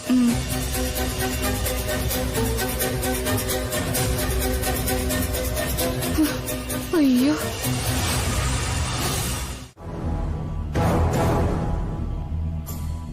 മാഡം. ആ, നീ വന്നോ? മാഡത്തിന്റെ അമ്മ ഇന്ന് വീട്ടിൽ വന്നായിരുന്നു. പെട്ടെന്ന് അവിടേക്ക് എന്റെ അമ്മ കേറി വന്നപ്പോ പേടിച്ചു പോയോ? അമ്മയുടെ സംസാരം കേട്ടിട്ട് ഒന്നും തോന്നണ്ട കേട്ടോ. അമ്മ അങ്ങനെയാ. അതെനിക്കറിയാലോ. അന്ന് വന്നപ്പോ തന്നെ എനിക്ക് കാര്യങ്ങളൊക്കെ മനസ്സിലായതാ. അമ്മ വീട്ടിൽ തിരിച്ചു വന്ന ശേഷം എന്താ പറഞ്ഞത്? ആ, ഹരിതയെ ഭയങ്കരമായിട്ട് ഇഷ്ടപ്പെട്ടു അമ്മയ്ക്ക്. പിന്നെ അമ്മയുടെ ചിട്ടകൾക്കനുസരിച്ച് മുന്നോട്ട് പോയാ ഹരിതയ്ക്ക് ഒരു കുഴപ്പവും വരില്ല. ഞാൻ മാഡത്തിനോടൊരു കാര്യം പറയാനാ വന്നത്. ആ പറഞ്ഞോളൂ. അല്ല, ജയലാൽ സാറിനെ പോലുള്ള ഒരാളെ ഏത് പെൺകുട്ടികളായാലും ഇഷ്ടപ്പെടും. അതുകൊണ്ട് എനിക്ക് ഈ കല്യാണത്തിന് പൂർണ്ണ സമ്മതം. നേരത്തെ ഞാൻ സമ്മതം മൂളിയതാ. എന്നാലും അമ്മയായിട്ട് സംസാരിച്ചു കഴിഞ്ഞപ്പോ അമ്മയ്ക്കും ഈ ബന്ധം ഒത്തിരി ഇഷ്ടമായി. എന്റെ ഏട്ടനെ ഈ ലോകത്തെ ഏത് പെൺകുട്ടികളും ഇഷ്ടപ്പെടും. അതുകൊണ്ടാണല്ലോ ഒരു യക്ഷി മുറുകെ പിടിച്ചിരിക്കുന്നത്. ആ യക്ഷി ഇനി പിടുത്തം മുറുക്കാതിരിക്കാൻ ഞാൻ ശ്രദ്ധിച്ചോളാം. ഇപ്പൊ ഏതു നേരവും സാറിനെ മാഡം ശ്രദ്ധിച്ചോണ്ടിരിക്കുകയല്ലേ. സാറിന്റെ പിന്നാലെ തന്നെ ചുറ്റിത്തിരിയല്ലേ. ഇനിയിപ്പോ അതിന്റെ ആവശ്യമില്ല മാഡം. പകുതി ജോലി എന്നെ ഏൽപ്പിച്ചോ. ഞാൻ സാറിനെ വിടാതെ പിന്തുടർന്നോളാം. ഇത് ഞാൻ അങ്ങോട്ട് പറയാനിരിക്കായിരുന്നു. എന്റെ വിവാഹം ഫിക്സ് ചെയ്തിരിക്കുകയാണല്ലോ. ഇനിയിപ്പൊ കല്യാണം വിളിയായിട്ട് എനിക്ക് അങ്ങോട്ടും ഇങ്ങോട്ടും പോകേണ്ടി വരും. ആ സമയത്ത് നിന്നെ പോലൊരു പെൺകുട്ടി ഇവിടെ ഉള്ളത് നല്ലതാ. പക്ഷെ നീ കണ്ണു തെറ്റിക്കരുത്. അങ്ങനെ വന്ന കൊത്തിക്കൊണ്ടു പോവാൻ ഒരുത്തി വട്ടമിട്ട് പറക്കുക. ഒരാളെ നമ്മൾ ഇഷ്ടപ്പെട്ടു പോയാ അയാളെ കൈവിട്ടു പോകാൻ ആരെങ്കിലും ആഗ്രഹിക്കോ? മാഡം സാറിന്റെ പെങ്ങളാണ്. ചില നേരത്ത് ചിലപ്പോ മാഡത്തിന് കണ്ണു തെറ്റിയെന്ന് വരും. പക്ഷേ എനിക്ക് ജയലാൽ സാറിനെ വേണമെന്നുള്ള ആഗ്രഹം ഉള്ളതുകൊണ്ട് ഒരിക്കലും എന്റെ കണ്ണു തെറ്റില്ല. ഗുഡ്. അമ്മ ഇവിടെ വന്നതുകൊണ്ട് ഞാൻ ഉച്ചയ്ക്ക് അങ്ങോട്ട് ജേട്ടനെയും കൊണ്ട് ചെല്ലണമെന്ന് പറഞ്ഞിരുന്നു. ഒറ്റയ്ക്ക് പോയി കഴിഞ്ഞാല് ജേട്ടൻ റൂട്ട് തെറ്റിക്കുമെന്ന് അമ്മയ്ക്ക് പേടിയുണ്ട്. ഇനിയിപ്പൊ അതിന്റെ ആവശ്യമില്ലല്ലോ. അതുകൊണ്ട് ധൈര്യത്തോടെ ഞാൻ ഒറ്റയ്ക്ക് പോയിക്കോളാം. ജോലിയുടെ കാര്യത്തില് വിട്ടുവീഴ്ചയില്ലാത്ത സ്വഭാവ ജേട്ടന്റേത്. അതുകൊണ്ട് കൂടുതൽ പ്രഷർ കൊടുക്കാൻ പറ്റില്ല. ജേട്ടൻ വീട് വിട്ടു കഴിഞ്ഞാൽ ഏത് നേരവും ഇവിടെ ചെലവഴിക്കുന്ന കൂട്ടത്തിലാ. പിന്നെ ഇപ്പോഴത്തെ ഈ പ്രശ്നങ്ങൾ കാരണം ബിസിനസ് മോശമായിട്ട് പോയിക്കൊണ്ടിരിക്കുക. അതുകൊണ്ട് ജേട്ടന്റെ ശ്രദ്ധ തിരിക്കുന്ന ഒരു പ്രവൃത്തിയും ഞാനിനി ചെയ്യുന്നില്ല. പക്ഷെ നീ തന്ന വാക്ക് അത് വാക്കായിരിക്കും. 100% മാഡത്തിന് എന്നെ വിശ്വസിക്കും. എന്നാ പിന്നെ പെട്ടെന്ന് ഇറങ്ങാൻ നോക്ക്. ഞാൻ ജയലാൽ സാറിനെ നോക്കിക്കോളാന്ന് ചാരുവിന് ഉറപ്പ് കൊടുത്തതുകൊണ്ട് ചാരു നേരത്തെ പോയി.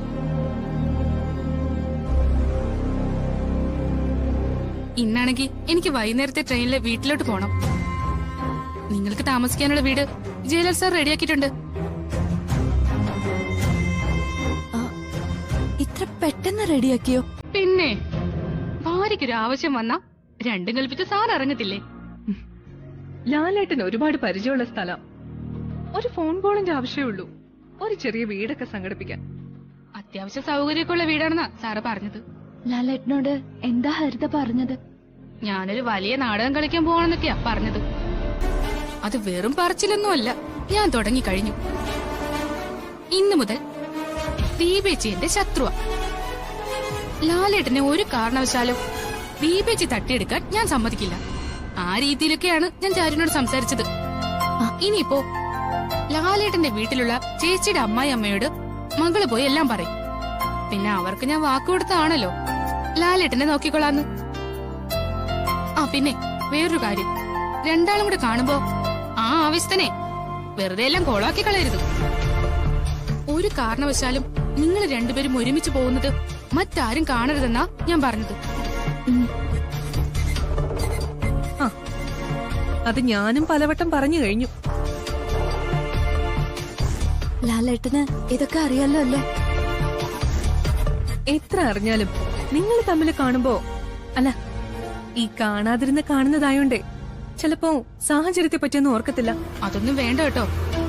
ഇതൊരു ഗോൾഡൻ ചാൻസാ നിങ്ങൾക്ക് കാണാനും സംസാരിക്കാനും. ഇത് പിടിക്കപ്പെട്ട ഞാൻ ചിലപ്പോ ഷോറൂമിൽ നിന്ന് പുറത്താവുമായിരിക്കും. അതെനിക്കൊരു പ്രശ്നമേ അല്ല. എന്നാ അതോടെ ചേച്ചിയുടെ മുന്നിലുള്ള വഴി അടയും. എന്റെ സ്ഥാനത്ത് മറ്റൊരു പെൺകുട്ടിയെ അവരാലോചിച്ചും തുടങ്ങും. ജയലാൽ സാറിന്റെ രണ്ടാം വിവാഹമാണെങ്കിലും കാര്യങ്ങളൊക്കെ പറഞ്ഞു വരുമ്പോ ചിലപ്പോ ഏതെങ്കിലും നല്ല കുടുംബത്തിന് വിവാഹത്തിന് തയ്യാറാവും.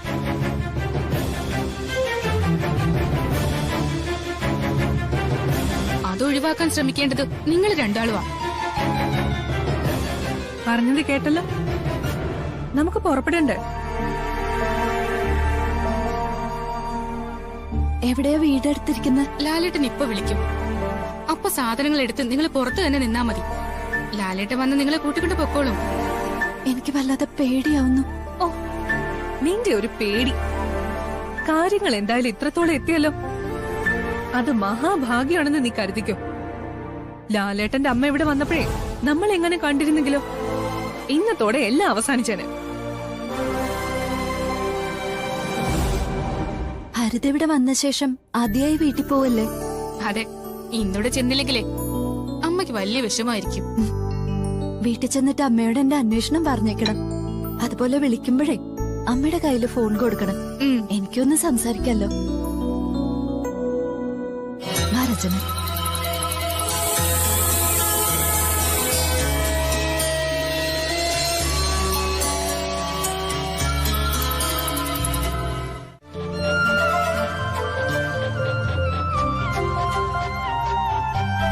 വീട് ഇത്രേ ഉള്ളൂവെങ്കിലും റെന്റ് ഒരുപാടാ.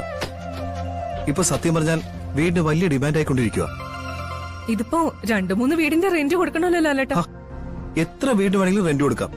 എനിക്ക് ദീപയെ കാണാൻ കഴിഞ്ഞാൽ മാത്രം മതി. ഏതായാലും വന്ന സ്ഥിതിക്ക് ഇനിയൊരു ചായക്കെ കുടിച്ചിട്ട് ഞാൻ പോകുന്നുള്ളൂ. അതിനിപ്പോ എന്താ ലാലേട്ടാ, നിങ്ങൾ ഏതായാലും സമയം കളയണ്ട. നിങ്ങൾ സംസാരിച്ചോ, അപ്പോഴേക്കും ഞാൻ പോയി ചായ റെഡിയാക്കാം. അത് വേണ്ട, ഞാൻ ചായ ഇട്ട് കൊടുക്കാം. നിന്റെ ഭർത്താവിന് ചായ ഇട്ട് കൊടുക്കാൻ നിനക്ക് നിർബന്ധമാണെങ്കിൽ ആയിക്കോ, പക്ഷെ സമയം കളയണ്ടെന്ന് ഞാൻ പറഞ്ഞു. രചന പറഞ്ഞ ശരിയാ, കുറെ ദിവസം ആയില്ലേ കണ്ടിട്ട്. കേട്ടില്ലേ, ഇവൾക്കാണ് ലാലേട്ടനേക്കാൾ കൂടുതൽ കാണണമെന്നും സംസാരിക്കണമെന്നും ഉള്ളത്. എന്നിട്ടായിപ്പോ ഇങ്ങനെയൊക്കെ പറയുന്നത്. അതുകൊണ്ട് ഞാൻ അങ്ങ് മാറിയേക്കാവേ.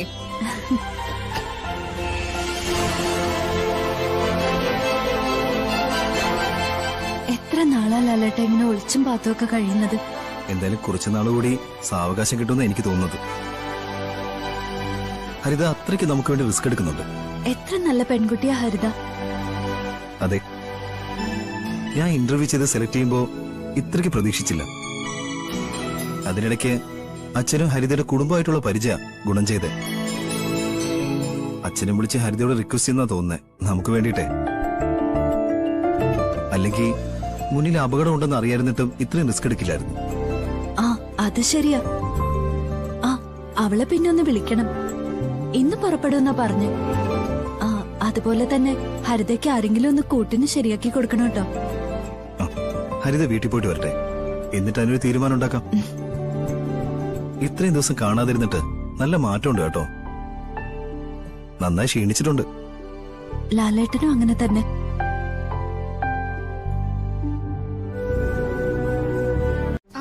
Okay madam. Okay, by.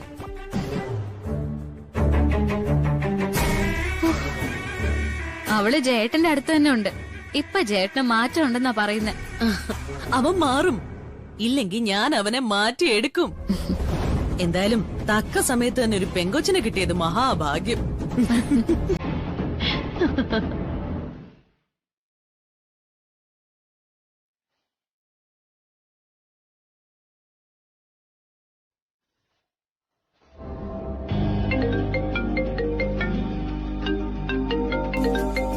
ഹരിതയാണല്ലോ. ഹരിതയോ? Hello Haritha. Jain sir അടുത്തുണ്ടോ? ഒന്ന് കൊടുക്കോ? ലാലേട്ടനോട് സംസാരിക്കണമെന്ന്. ഹരിത. സാർ, ഇപ്പൊ ചാരു വിളിച്ചതേ ഉള്ളൂ. ഞാൻ സാറിന്റെ അടുത്തുണ്ടോന്നൊക്കെ ചോദിച്ചു. ഞാൻ ഉണ്ടെന്നാ പറഞ്ഞത്. പക്ഷെ നമ്മള് രണ്ടാളും രണ്ടിടത്താ. ഇനി വിളിച്ചിട്ട് ഫോണൊക്കെ കൊടുക്കാൻ പറഞ്ഞാലേ ഞാൻ ആകെ പെട്ടുപോയത് തന്നെ. ഹരിത പുറപ്പെട്ടോ? ഇല്ല, ഞാൻ പുറപ്പെടാൻ തുടങ്ങാം. സാറില്ല, ഞാൻ ഉടൻ തന്നെ വീട്ടിൽ എത്തിക്കോളാം. എന്നോട് സാറ് കുറച്ച് താല്പര്യം കാണിച്ചു എന്നൊക്കെയാ ഞാൻ പറഞ്ഞിരിക്കുന്നത്.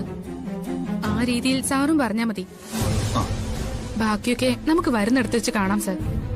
ഹരിതയുടെ ധൈര്യത്തിന് എത്ര നന്ദി പറഞ്ഞാലും അത് അധികമാവില്ല. സാരമില്ല സാർ. സ്നേഹിക്കുന്നവരെ ഒന്നിപ്പിക്കാൻ വേണ്ടി ഇങ്ങനെ ചില നാടകം കളിക്കുന്നത് നല്ലതാ. അത് ദൈവത്തിനും ഇഷ്ടാ. ഓക്കെ, ഹരിതയ്ക്ക് അർഹിക്കുന്ന പാരിതോഷികം ഞാൻ തന്നിരിക്കും. എനിക്കൊന്നും വേണ്ട സാർ. നിങ്ങൾ എപ്പോഴാണെങ്കിലും ഒന്നിച്ച് ജീവിച്ചാ മതി. ശരി. ശരി സാർ. ശരി.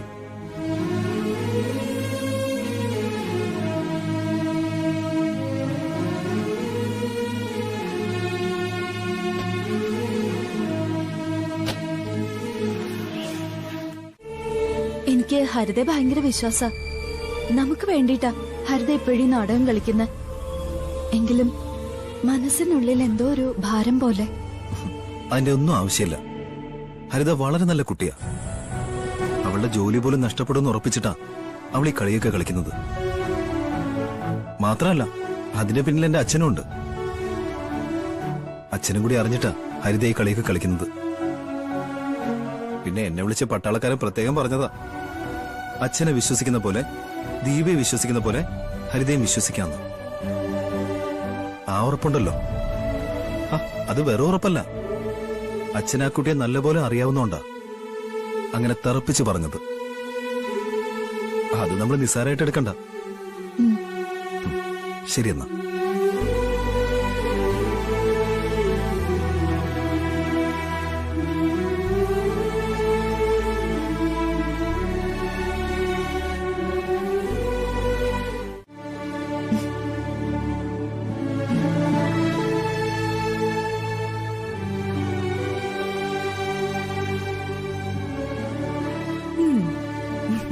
എന്തായി, സംസാരിച്ചോ? സംസാരിച്ചു. ഇതൊന്നും അറിയാതെ രണ്ടെണ്ണ ഇപ്പൊ പോത്തുപോലെ കിടന്ന് ഉറങ്ങുന്നുണ്ടാവും. ഒരിക്കലും നിനക്ക് നിന്റെ ലാലേട്ടന് നഷ്ടമാവില്ല മോളെ. അങ്ങനെയാ എന്റെ മനസ്സ് പറയുന്നത്. പക്ഷേ കടമ്പകൾ ഒരുപാടാ. ഇനി ലാലേട്ടന്റെ അമ്മയെ പറ്റിച്ചെന്നറിഞ്ഞ അവരുടെ സ്വഭാവം നിനക്കറിയാലോ. അവര് പിന്നെ എന്തൊക്കെ ചെയ്യുന്നു പറയാൻ പറ്റില്ല. ലാലേട്ടനെയും കൊണ്ട് ചിലപ്പോ ഈ നാട് വിട്ടൊന്നു വരും. അതിനു മുൻപ് നീ ലാലേട്ടന്റെ കൂടെ നാട് വിടണം. മെക്കാനിക്കൽ എഞ്ചിനീയറിംഗ് കഴിഞ്ഞതല്ലേ ലാലേട്ടൻ? നിങ്ങള് ഗൾഫിലോട്ടെങ്ങാനും പോണം. എന്നിട്ട് ഈ ഷോറൂം ആരെങ്കിലും ഏൽപ്പിക്കണം, അല്ലെങ്കിൽ വിൽക്കണം. പണം കായ്ക്കുന്നൊരു മരം വീട്ടിലുണ്ടെങ്കിലേ അതിലായിരിക്കും എല്ലാവരുടെയും കണ്ണ്. അതാണ് ലാലേട്ടന്റെ കാര്യത്തിൽ സംഭവിച്ചിരിക്കുന്നത്. നിന്റെ മൂത്ത നാത്തൂനെ ഗംഭീരായിട്ടല്ലേ കെട്ടിച്ചയച്ചിരിക്കുന്നത്. ഇനിയിപ്പൊ ചാരുവിന്റെ കാര്യത്തിലായാലും കൊടുക്കാനുള്ളതൊക്കെ കൊടുക്കും. പിന്നെ ആ പാവത്തിനൊരു ജീവിതം വേണ്ട. അങ്ങനെ അമ്മയും പെങ്ങന്മാരും ചിന്തിക്കണ്ടേ? എല്ലാരും ഒന്നുപോലെ അല്ലല്ലോ രചന. അല്ലെങ്കിൽ അവരെ മര്യാദ പഠിപ്പിക്കണം. അതിന് ലാലേട്ടൻ തയ്യാറാവണം. ആ വീട്ടില് ലാലേട്ടന്റെ അച്ഛനും ചേട്ടനും മാത്രം ലാലേട്ടനോട് കൂറുള്ളത്. അതുകൊണ്ടിപ്പോ എന്തായി? അവര് രണ്ടുപേരും പുറത്തായി. ലാലേട്ടന്റെ അച്ഛൻ കോട്ടയത്തുണ്ടെന്നാ പറഞ്ഞേ. ആ അച്ഛനാണ് സത്യം പറഞ്ഞ ഹരിതയുടെ കൈയും കാലും ഒക്കെ പിടിച്ച് ഈ രീതിയിലൊക്കെ കാര്യങ്ങൾ എത്തിച്ചത്. അത് ഉറപ്പാ. എനിക്കും അങ്ങനെ തോന്നിയത്. അല്ലെങ്കിൽ ഹരിത ഇത്ര ആത്മാർത്ഥമായിട്ട് നിൽക്കില്ല. അതുകൊണ്ട് നീ എന്നും ആ അച്ഛനോട് കടപ്പാടുള്ള കൂട്ടത്തിലായിരിക്കണം. ലാലേട്ടന്റെ അച്ഛനൊരു അവശത വന്നാ നീ അരികിൽ കാണണം. അത് നീ പ്രത്യേകിച്ച് പറയണോ രചന? എന്റെ ജീവിതത്തിൽ ഇത്രയും പാവപ്പെട്ട ഒരു അച്ഛനെ ഞാൻ കണ്ടിട്ടില്ല. എന്നും ഞങ്ങളെ വെറുത്തിട്ടുള്ള, ഞങ്ങളെ നോക്കാത്തൊരച്ഛന്റെ മക്കളായിട്ടാ ഞങ്ങൾ ജീവിച്ചത്. അവിടെ ആ മക്കൾക്ക് വേണ്ടി മാത്രം ഭാര്യയുടെ അടിമയായിട്ട് ജീവിക്കുന്ന ഒരച്ഛനായി നേരിൽ കാണുന്നത്. അതുകൊണ്ട് എനിക്ക് അച്ഛൻ തന്ന സ്നേഹം ഈ ജന്മം ഞാൻ മറക്കില്ല.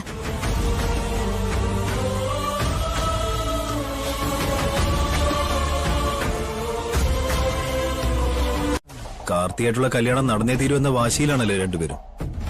അക്കാര്യത്തിൽ ഇനി തർക്കമൊന്നും വേണ്ട. കാർത്തിയായിട്ടുള്ള എന്റെ കല്യാണവും ഹരിതയായിട്ടുള്ള ചേട്ടന്റെ കല്യാണവും ഉടനെ നടക്കും.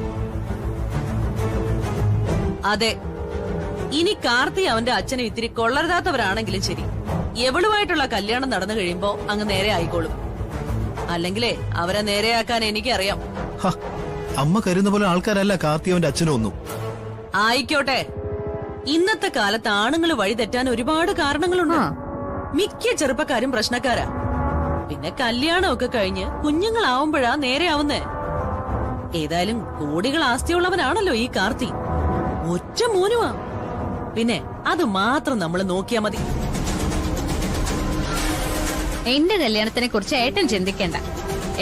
ഏട്ടന്റെ കല്യാണത്തിനെ കുറിച്ച് മാത്രം ചിന്തിച്ചാ മതി. ഇവളെന്നോട് പറയുമായിരുന്നു, ഞങ്ങള് രണ്ടാളും അങ്ങോട്ട് ഇറങ്ങിക്കഴിയുമ്പോ നീ കള്ളത്തരം കാണിക്കുമെന്ന്. കള്ളത്തരം കാണിച്ചിട്ട് എന്താ അമ്മേ കാര്യം? എപ്പോഴായാലും അത് പിടിക്കപ്പെടും. പിന്നെ എന്ത് സംഭവിക്കുന്ന എനിക്കറിയാം. അതുകൊണ്ട് ഒരു യുദ്ധത്തിനുള്ളത് ഞാൻ പറഞ്ഞില്ലേ.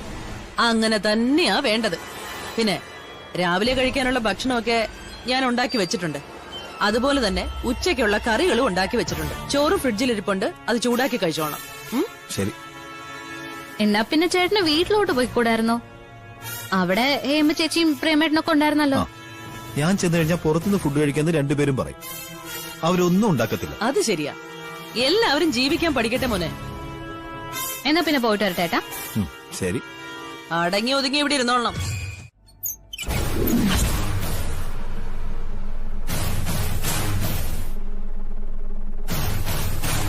ഞങ്ങളെ കണ്ട് ഞെട്ടിപ്പോയല്ലേ? ഒരു സർപ്രൈസ് ആയിക്കോട്ടെ എന്ന് കരുതിയാ പറയാതെ വന്നത്. നേരം പരപരാന്ന് വിളിക്കുന്നതിന് മുമ്പേ പുറപ്പെട്ടതാ. ജയനോട് പോലും പറഞ്ഞിട്ടില്ല ഇങ്ങോട്ട് വരുന്ന കാര്യം. നിന്റെ അമ്മയില്ലേടി ഇവിടെ? ഉണ്ട്. അമ്മേ, ജയേട്ടന്റെ അമ്മയോ അനീത്തിയോ?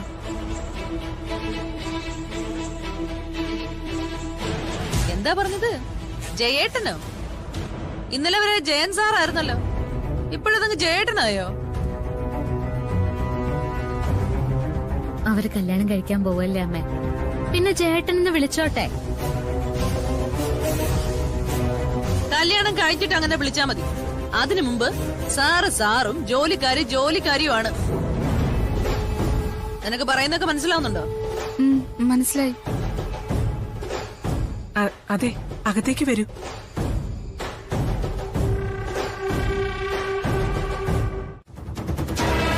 ആരെയാ ഫോൺ വിളിച്ച? ആങ്ങളെ വിളിച്ചതാ. ഓ, ഞങ്ങള് വിരുന്നുകാരെ പോലെ വന്നതുകൊണ്ട് ഇനി ഈ കടയിൽ നിന്ന് എന്തെങ്കിലും വാങ്ങിച്ചോണ്ട് വരാനായിരിക്കും അല്ലേ? എനിക്ക് ഈ കടയപ്പം തിന്നുന്ന ഒന്നും ഇഷ്ടവേ അല്ല.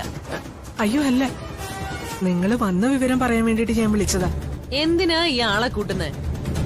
വീടും ഹരിതയുടെ അമ്മയൊക്കെ ഒന്ന് കാണണമെന്നുണ്ടായിരുന്നു. പിന്നെ അടുക്കളയിൽ കയറി വന്നത് എന്തിനാന്ന് വെച്ചാ ഒന്നിച്ചിരുന്ന് എന്തെങ്കിലും കഴിച്ചിട്ടും കുടിച്ചിട്ടും ഒക്കെ പോവാന്ന് കരുതി. ഇനി അതിന്റെ കൂടെ ആങ്ങളെയും ആങ്ങളയുടെ ഭാര്യയും അവരുടെ മക്കളെയൊക്കെ വിളിച്ചു കൂട്ടണ്ട. ഇല്ല, ഇനി വിളിക്കൂല. വിളിക്കുന്നല്ലോ, ഇനിയിപ്പോ എടുത്ത കാര്യം പറയൂ. അല്ല, അത് വേണ്ട. എടുക്ക്, ഫോൺ എടുക്ക്. ഹലോ. ഹലോ, എന്താ വിളിച്ചിട്ടെടുക്കാത്തെ? ശരിയേട്ടാ, ഞാൻ വിളിക്കാം. Hello hello.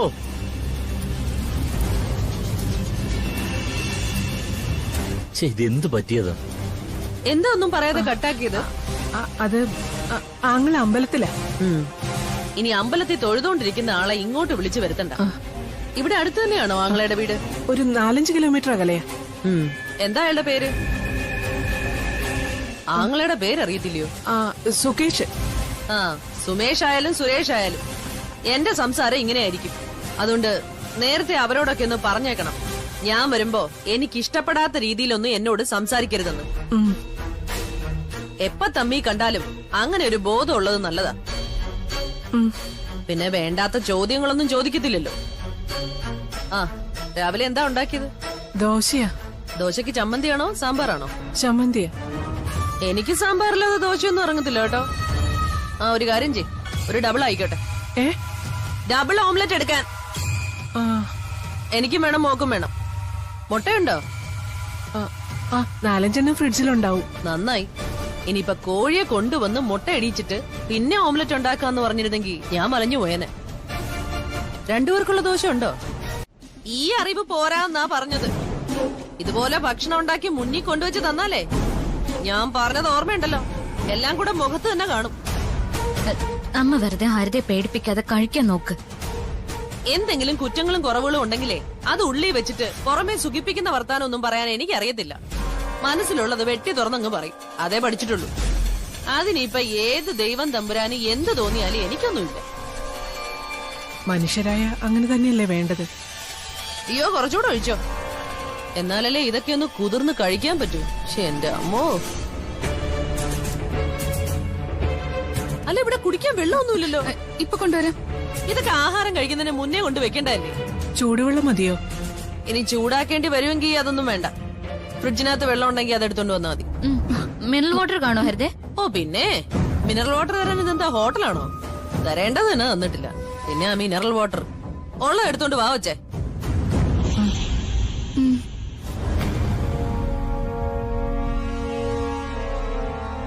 ഇപ്പൊ അവളുടെ സ്വഭാവത്തില് പാകതയും പക്വതയൊക്കെ ഉണ്ട്. കല്യാണം കഴിയുമ്പോഴും അതൊക്കെ ഉണ്ടാവണം. അല്ലെങ്കിൽ നീ എല്ലാം പറഞ്ഞ് മനസ്സിലാക്കി കൊടുക്കണം സുകന്യ. വെറുതെ എന്റെ കൈക്ക് പണി ഉണ്ടാക്കരുത്.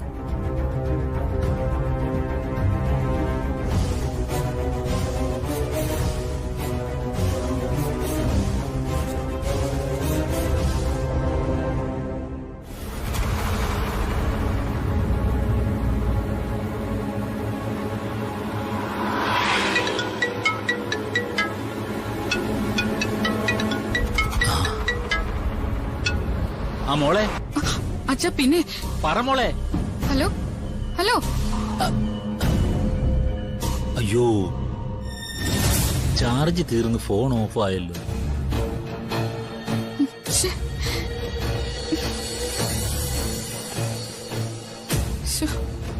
എടീ, വെള്ളം എടുക്കാൻ പോയിട്ട് എവിടെടി വെള്ളം?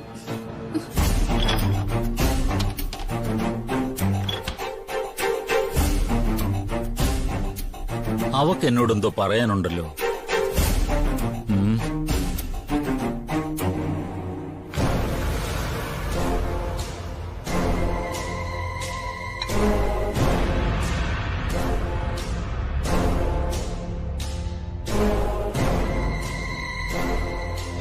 അമ്മ പറഞ്ഞത് ശരിയാ.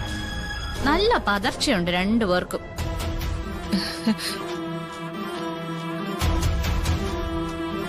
ഇതുവരെ പേടിയൊന്നും മാറിയില്ലേ? ഞാൻ പറഞ്ഞില്ലേ ഹരിതേ, അമ്മയുടെ സ്വഭാവം ഇതാ. അമ്മ എന്തും തുറന്നങ്ങ് പറയും. നിങ്ങളത് കേട്ട് പേടിക്കണ്ട കേട്ടോ. ഈ പറയുന്ന ആള് പിന്നെ വളരെ സാധുവാണെന്നാണോ പറഞ്ഞു വരുന്നത്? ഞാനും സാധുവൊന്നും അല്ല. അമ്മയുടെ കുറച്ചൊക്കെ ഗുണങ്ങൾ എനിക്കും കിട്ടിയിട്ടുണ്ട്. ഈ പതർച്ചയും ഭയവും ഒക്കെ കല്യാണം കഴിഞ്ഞും വേണം. എങ്കിലേ ജയനുമായിട്ട് ഒത്തു.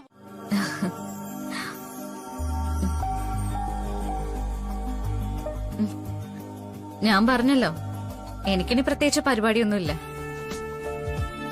ഷോറൂമിൽ വന്ന പെൺകുട്ടിയെ ജേട്ടൻ കെട്ടാൻ പോകുന്നത് കൊണ്ട് ഇനിയിപ്പോ പിന്നാലെ ചുറ്റിത്തിരിയേണ്ട കാര്യമൊന്നും ഇല്ലല്ലോ. എന്നാ പിന്നെ നമുക്ക് ചുറ്റിത്തിരിഞ്ഞാലോ? കാർത്തി വിളിച്ചാ മതി, എവിടെ വേണമെങ്കിലും ഞാൻ വരാം. നമ്മുടെ കല്യാണമൊക്കെ ഫിക്സ് ആയില്ലേ? കല്യാണം ഫിക്സ് ആയെങ്കിലും എന്റെ വീട്ടിലോട്ട് നീയോ നിന്റെ അമ്മ ഇതുവരെ വന്നിട്ടില്ല.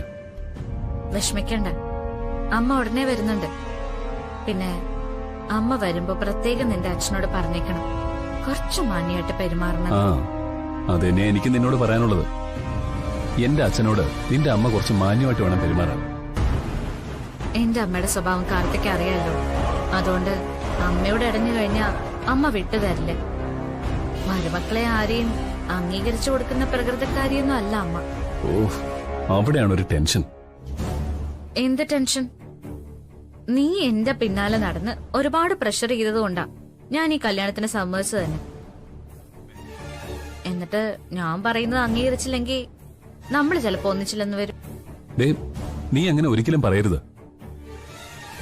എത്ര എത്ര പെൺകുട്ടികളുടെ ആലോചന എനിക്ക് വന്നത്, എത്ര പെൺകുട്ടികളെ എന്റെ പിന്നാലെ നടന്നത്. പക്ഷെ എന്തുകൊണ്ടോ നിന്നെ എനിക്ക് ഇഷ്ടപ്പെട്ടത്.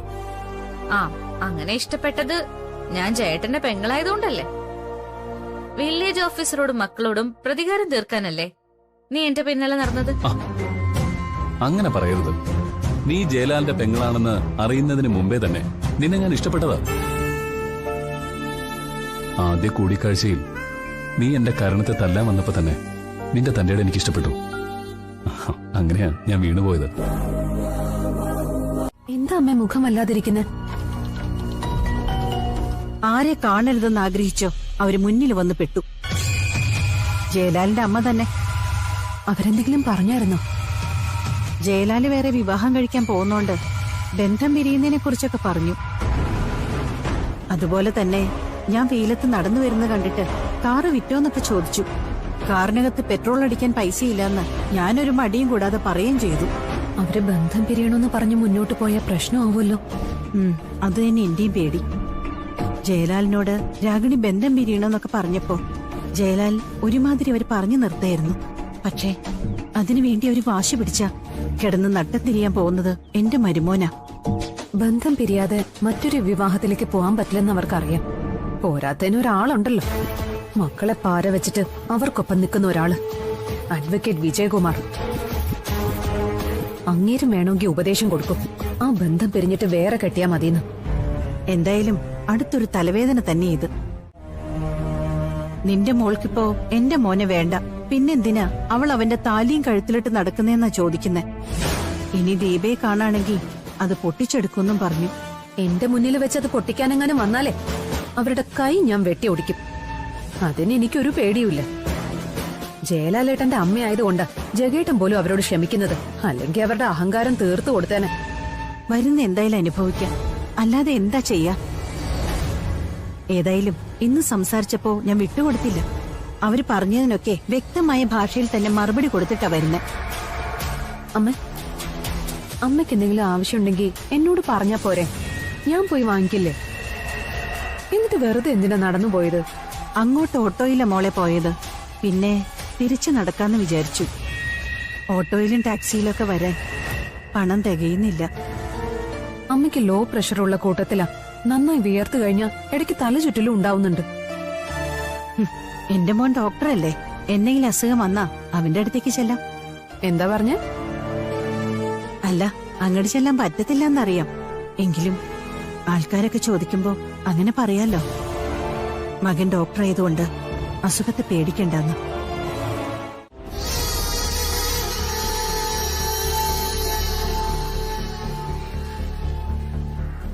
ചാരു, നീ ഒരു ഫ്രോഡിനെ കൂട്ടി ഈ ഷോറൂമിലേക്ക് വരുന്നത് എനിക്കിഷ്ടമല്ല. ആരാ ഈ ഫ്രോഡ്? ആരാ നിനക്കറിയില്ലേ? ആ കാർത്തിക്. ഞാൻ കെട്ടാൻ പോകുന്ന ആളാ കാർത്തിക്. എന്റെ ഹസ്ബൻഡ് ആകാൻ പോകുന്ന ആളെ ഫ്രോഡിനൊന്നും വിളിക്കരുത് കേട്ടോ. ഭൂലോക ഫ്രോഡായിരുന്ന ഒരുത്തി ഉണ്ടായിരുന്നു, ദീപ. അവളും അവളുടെ അമ്മയും അനിയത്തിയും പറയുന്ന കേട്ടിട്ട് കാർത്തി അവന്റെ അച്ഛനെയും താറടിക്കരുത്. നിനക്കറിയാവുന്നതിനേക്കാൾ കൂടുതൽ അറിയാം എനിക്ക് അവനെ. എന്തറിയാവുന്ന ഏട്ടൻ പറയുന്നേ? എന്റെ കല്യാണത്തിന്റെ അന്ന് എന്നെ തട്ടിക്കൊണ്ടുപോയത് അവനും അവന്റെ ഗുണ്ടകളും ചേർന്ന. അന്ന് ജഗൻ വന്നില്ലായിരുന്നെങ്കിൽ എന്നെ കൊന്നുകളഞ്ഞാൻ അവന്മാർ. ഓ, അതെന്തിനു വേണ്ടിയായിരുന്നു? മൊബൈലായ മൊബൈലൊക്കെ അവളെ കുറിച്ചുള്ള വാർത്തകളും ചിത്രങ്ങളും വന്നു. കാർത്തി ഏട്ടനെ കാണിച്ചു. എന്നിട്ട് കല്യാണത്തിൽ നിന്ന് പിന്മാറണമെന്ന് പറഞ്ഞു. താക്കീത് ചെയ്തു, തല്ലി. രചന ചെയ്യേണ്ടത് ഇത്ര മാത്രം. ദീപയ്ക്ക് മാക്സിമം ധൈര്യം കൊടുക്കണം. ഈ പറയുന്ന ദിവസങ്ങൾക്ക് എടിപിടി നമുക്ക് പോകും. അവസരം അമ്മ പറഞ്ഞ എന്താണോ എന്റെ ഹരിതയുടെ വിവാഹം ഫിക്സ് ചെയ്യുന്നത്, ആ ദിവസം മുമ്പിലെത്തും. അന്ന് ഞാൻ എന്ത് നിലപാടെടുത്താലും കൂടെ നിൽക്കാൻ അയാളോട് പറയണം. ഇനി അങ്ങനെ ചെയ്യാതിരുന്നിട്ട് എന്തെങ്കിലും സംഭവിച്ചോ അത് അവളുടെ വിധിയാണെന്ന് ലാലേട്ടൻ കരുതിക്കോണം. എല്ലാവരും അവരവരുടെ കാര്യം നോക്കുന്നത്. അപ്പൊ പിന്നെ കുറച്ചെങ്കിലും അവൾ അവളുടെ കാര്യം നോക്കണ്ടേ? അക്കാര്യത്തിലൊക്കെ ദിയെ സമ്മതിക്കേണ്ടത്. ഈ നാട്ടിലുള്ളവര് മുഴുവൻ ഒരു ഗുണ്ടയെ പ്രേമിക്കുന്നവളെന്ന് അവളെ ആക്ഷേപിക്കുന്നുണ്ട്. പക്ഷെ അവൾ അതൊന്നും കാര്യമാക്കുന്നില്ല. അതേടാ, ഞാൻ ഗുണ്ടയെ തന്നെ പ്രേമിക്കുന്നെന്ന് പറയാനുള്ളൊരു ധൈര്യം അവൾക്കുണ്ട്. അതാണ് ദീപയ്ക്കില്ലാതെ പോയതും. ഞാൻ വീട്ടിലോട്ട് വരുന്നില്ല. എന്തെങ്കിലും ആവശ്യമുണ്ടെങ്കിൽ പറയണം, ഞാനതവിടെ എത്തിച്ചോളാം. കുഴപ്പമില്ല ലാലേട്ടാ. ഇടയ്ക്ക് സമയവും സൗകര്യവും ഒത്തുവന്നാ അവളെ ഒന്ന് വന്ന് കണ്ടാ മതി. കുട്ടികൾക്ക് ട്യൂഷൻ എടുക്കാൻ അവൾക്കും വരണമെന്ന് പറഞ്ഞിട്ടുണ്ട്. വരട്ടെ. വെറുതെ വീട്ടിനകത്തിരിക്കുമ്പോഴാ ഓരോന്നിങ്ങനെ ആലോചിച്ച് വേദനിക്കുന്നേ.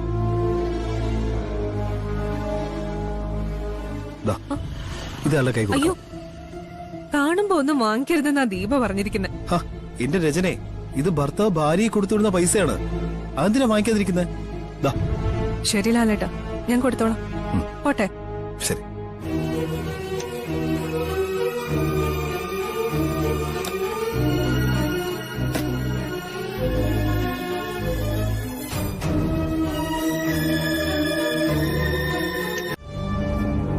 പിന്നെ പ്രേമനുണ്ടല്ലോ, അതുപോലെ ഭാര്യയുടെ സാരി തലപ്പിൽ പിടിച്ചു നിൽക്കുന്ന ആരെങ്കിലും കിട്ടിയാൽ അടിയും തൊഴിയും കൊണ്ട് അവർ ഒതുങ്ങി കൂടിക്കോളും. അങ്ങനെ വ്യക്തിത്വമില്ലാത്ത ഒരുത്തനെ അളിയനെ കിട്ടിയിട്ട് എന്താ പ്രയോജനം? ചങ്കൂറ്റമുള്ള ഒരാൾക്ക് ആ കൊച്ചുമായിട്ട് ഒത്തുപോകാൻ പറ്റുമോ ജയലാലെ? സത്യം പറയാനോ, നാട് വിട്ടു പോകാൻ തോന്നുന്നു. അതുകൊണ്ട് കുഴപ്പമൊന്നുമില്ല. പക്ഷെ നാട് വിട്ട് പോകുമ്പോ കൂടെ ദീപയും വേണം. ജയലാലിന്റെ അമ്മയും പെങ്ങളും ഇങ്ങനെ വാശി കാണിക്കുമ്പോ അത് തന്നെയാണ് വേണ്ടത്. ഒരു സുപ്രഭാതത്തിൽ ദീപം കൊണ്ട് എങ്ങോട്ടെങ്കിലും പോണം. ജയലാൽ അടുത്തുള്ളപ്പോഴേ ഈ ആത്മഹത്യ ഭീഷണിയൊക്കെ നടക്കൂ. അകന്നു പോയാല് ഒരു ചുക്കും സംഭവിക്കില്ല. എന്തായാലും ആവശ്യമുള്ളപ്പോ വിളിച്ചോ. ജയലാലിന്റെ കൂടെ കട്ടയ്ക്ക് ഞാനുണ്ട്.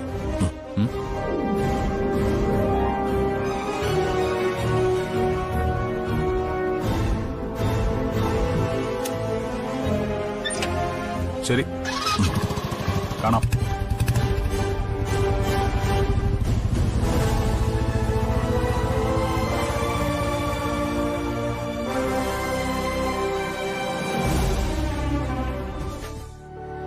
അമ്മേ, അകത്തൊളിഞ്ഞിരിക്കുന്ന ആളെവിടെ? ഞാനിവിടെ ഉണ്ടേ. ഏത് നേരം ഇതിനകത്ത് ഇരിക്കണ്ട. വേറൊരു വീടും കൂടെ കണ്ടുവച്ചേക്ക്. ഇവിടേക്ക് എങ്ങനാരും വരത്തില്ലല്ലോ മോളെ. പിന്നെ അയൽക്കാരാണ് ഇങ്ങോട്ട് ശ്രദ്ധിക്കാറേ ഇല്ല. എങ്കിലും ഏതു നേരം അച്ഛൻ ഇവിടെ നിൽക്കുന്നത് അപകടമാ. ഞങ്ങളൊരു വീട് പൂട്ടിയിട്ടിട്ടല്ലേ ഇങ്ങോട്ട് വന്നത്. കുറച്ചു ദിവസം മോൾക്കൊപ്പം താമസിച്ചിട്ട് ഞങ്ങൾ അങ്ങ് പോത്തില്ലയോ. മോളുടെ അമ്മ മോൾക്കൊപ്പം താമസിക്കണമെന്ന് നിർബന്ധം പിടിച്ചതുകൊണ്ടാ ഇത്തിരി ദിവസം ഇവിടെ വന്ന് നിൽക്കാമെന്ന് കരുതിയത്. അതിലെനിക്ക് സന്തോഷേ ഉള്ളൂ. എന്റെ അച്ഛനും അമ്മയും ഒന്നിച്ച് എന്റെ അടുത്ത് അധിക ദിവസം ഒന്നും നിന്നിട്ടില്ലല്ലോ. ആ കുറവ് ഇപ്പഴാ എന്റെ അച്ഛൻ പരിഹരിക്കുന്നത്. ഷോറൂമിൽ പോയിട്ട് എന്തായി മോളെ? ഒന്നും പറയണ്ട അമ്മേ. ഇന്നൊരുത്തം വന്നിരുന്നു. ആരെന്നറിയോ? അച്ഛൻ എപ്പോഴും പറയാറുള്ള സദാനന്ദന്റെ മോൻ കാർത്തി. അവനെന്തിനാ വന്നത്? അവൻ കെട്ടാൻ പോകുന്ന പെണ്ണല്ലേ ചാരു. അവളെ കാണാനും പിന്നെ അവളുടെ ഏട്ടൻ കെട്ടാൻ പോകുന്ന എന്നെ കാണാനും വേണ്ടിട്ടാ വന്നത്. ചാരു വിളിച്ചു വരുത്തിയതായിരിക്കും അവനെ. എന്തായാലും അതുകൊണ്ടിന്ന് അച്ഛന്റെ മോൻ ആകെ മൂഡൌട്ടായിരുന്നു. ജയന് കണ്ണെടുത്താ കണ്ടുകൂടാ ദുഷ്ടനെ. ആ കല്യാണം നടക്കൂ മോളെ? നടക്കാനുള്ള ചാൻസ് കൂടുതലാ. കെട്ടാൻ പോകുന്ന പെണ്ണിനും ചെറുക്കനും ഇഷ്ടം. പിന്നെ അച്ഛന്റെ വീട്ടിലെ കാര്യങ്ങൾ തീരുമാനിക്കുന്നത് അച്ഛൻ പറയുന്ന പോലെ പുള്ളിപ്പുലിയല്ലേ. അപ്പൊ പിന്നെ ആരെ കൊണ്ടത് തടയാൻ പറ്റും? ഈ പറയുന്ന സദാനന്ദനും മോനും ഒരാളെ കണ്ടാൽ മുട്ടുവരയ്ക്കും. ഞാൻ പറഞ്ഞിട്ടില്ലേ ബുള്ളറ്റ് ജഗനെ കുറിച്ച്? അയാൾ ഇതിനകത്ത് ഇടപെടുവോ? ഞാൻ ഇടയ്ക്ക് വിളിച്ചപ്പം ജയനോട് പറഞ്ഞായിരുന്നു ആവശ്യമെങ്കിൽ ജഗന്റെ സഹായം തേടണമെന്ന്. പിന്നെ സ്ത്രീകളോട് മോശമായി പെരുമാറുന്ന കൂട്ടത്തിലല്ല ആ നല്ല ചെറുപ്പക്കാരൻ. എങ്കിലും വേണ്ടി വന്നാൽ കാർത്തിയുടെ മുട്ടുകാല് തല്ലി ഓടിക്കാവല്ലോ. ഇടയ്ക്കിടെ അച്ഛനും മോനും നല്ല ഭേഷായിട്ട് കൊടുക്കുന്നുണ്ട് ജഗൻ. അതിനിയും തുടരേണ്ടി വരും. ഇങ്ങനാണ് കാര്യങ്ങളുടെ പോക്കെങ്കിൽ. ജയന് ഒരു മനസ്സമാധാനമില്ല അല്ലേ മോളെ? എങ്ങനെ ഉണ്ടാവാൻ അമ്മ? ഇപ്പൊ ഞാനൊരു അതിബുദ്ധി കാണിച്ചതുകൊണ്ട് ദീപേച്ചി വിളിക്കാൻ പറ്റുന്നുണ്ട്, കാണാനും പറ്റുന്നുണ്ട്. അത് മാത്രം ആകെയുള്ള ആശ്വാസം. ഏതായാലും ക്ഷീണിച്ചു വന്നല്ലേ മോള്, വേഷം മാറുക. ഞാൻ ചായ എടുക്കാം. മോളെ, ഞാനില്ലാത്തപ്പോഴും മോള് മോളുടെ അമ്മയുടെ കൂടെ വലിയ കുഴപ്പമൊന്നുമില്ലാതാ ജീവിച്ചത്. ഇനിയിപ്പോ മോക്ക് ജോലിയൊക്കെ ഉള്ളതുകൊണ്ട് നിങ്ങൾക്ക് രണ്ടാൾക്ക് മുന്നോട്ട് പോകാൻ വലിയ ബുദ്ധിമുട്ടൊന്നും കാണുന്നില്ല. എന്താ അച്ഛൻ പറഞ്ഞു വരുന്നത്? അല്ല, ചിലപ്പോ എനിക്ക് ജയിലിലേക്ക് പോകേണ്ടി വന്നേക്കും. എന്തിന്? അല്ല, കാര്യങ്ങളുടെ പോക്ക് ഇങ്ങനാണെങ്കിലേ ഞാൻ വെറുതെ പറയുന്നത് ചിലപ്പോ സംഭവിച്ചെന്നിരിക്കും. രാഗത്തിനെ ഞാൻ കൊല്ലും മോളെ. എന്റെ മക്കള് മനസമാധാനത്തോടെ ജീവിക്കണമെങ്കിലേ അവള് ചത്തേ പറ്റൂ. അത്രയ്ക്ക് പാവങ്ങളാ എന്റെ ഹരിയും ജയനും ഒക്കെ.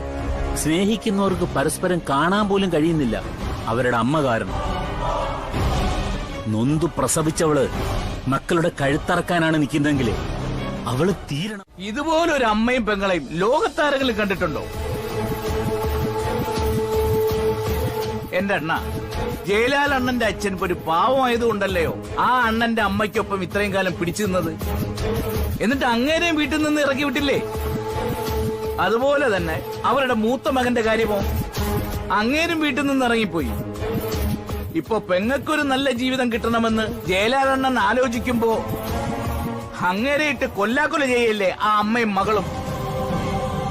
അങ്ങനെയുള്ളവർക്ക് ഒരു സഹായം ചെയ്തു കൊടുക്കരുതാ ഞാൻ പറയുന്നു. അതാണ് എന്റെ അഭിപ്രായം. ഇനിയിപ്പോ ഇതിനകത്ത് കൂടുതലൊന്നും ആലോചിക്കാനില്ല. നമുക്കിനി അങ്ങനെ തന്നെ പോവാം. ആ ഭാഗത്തോട്ട് നോക്കണ്ട. അങ്ങനെയാണെങ്കിൽ രണ്ടിലൊരാൾ മര്യാദ പഠിക്കും. മിക്കവാറും ഈ സദാനന്ദൻ എന്ന് പറയുന്ന ആളെ ചാരു അമ്മയും കൂടി വിഷം കൊടുത്ത് കൊല്ലാനുള്ള സാധ്യതയുണ്ട്. അവിടെ ഉണ്ടടാ ഒരു പാവം പിടിച്ച അമ്മ. സദാനന്ദന്റെ ഭാര്യ പ്രശ്നക്കാരിയൊന്നുമല്ല. അതുകൊണ്ടല്ലേ അവൻ ഇപ്പോഴും ജീവിച്ചിരിക്കുന്നത്. എന്തായാലും ദയെ കാണുമ്പോ നമുക്ക് വിശദമായിട്ട് ഒരു ചർച്ച നടത്താം. ഇക്കാര്യത്തെ പറ്റി ഒരു ചർച്ചയും വേണ്ട. അണ്ണൻ നിങ്ങളുടെ കല്യാണക്കാര്യത്തെ പറ്റി ചർച്ച ചെയ്യും, എന്നിട്ട് ഒന്നിച്ച് ജീവിക്കാൻ നോക്കൂ. അത് കഴിഞ്ഞിട്ട് വേണം എനിക്കും ഒന്ന് കല്യാണം കഴിക്കാൻ. എന്താടാ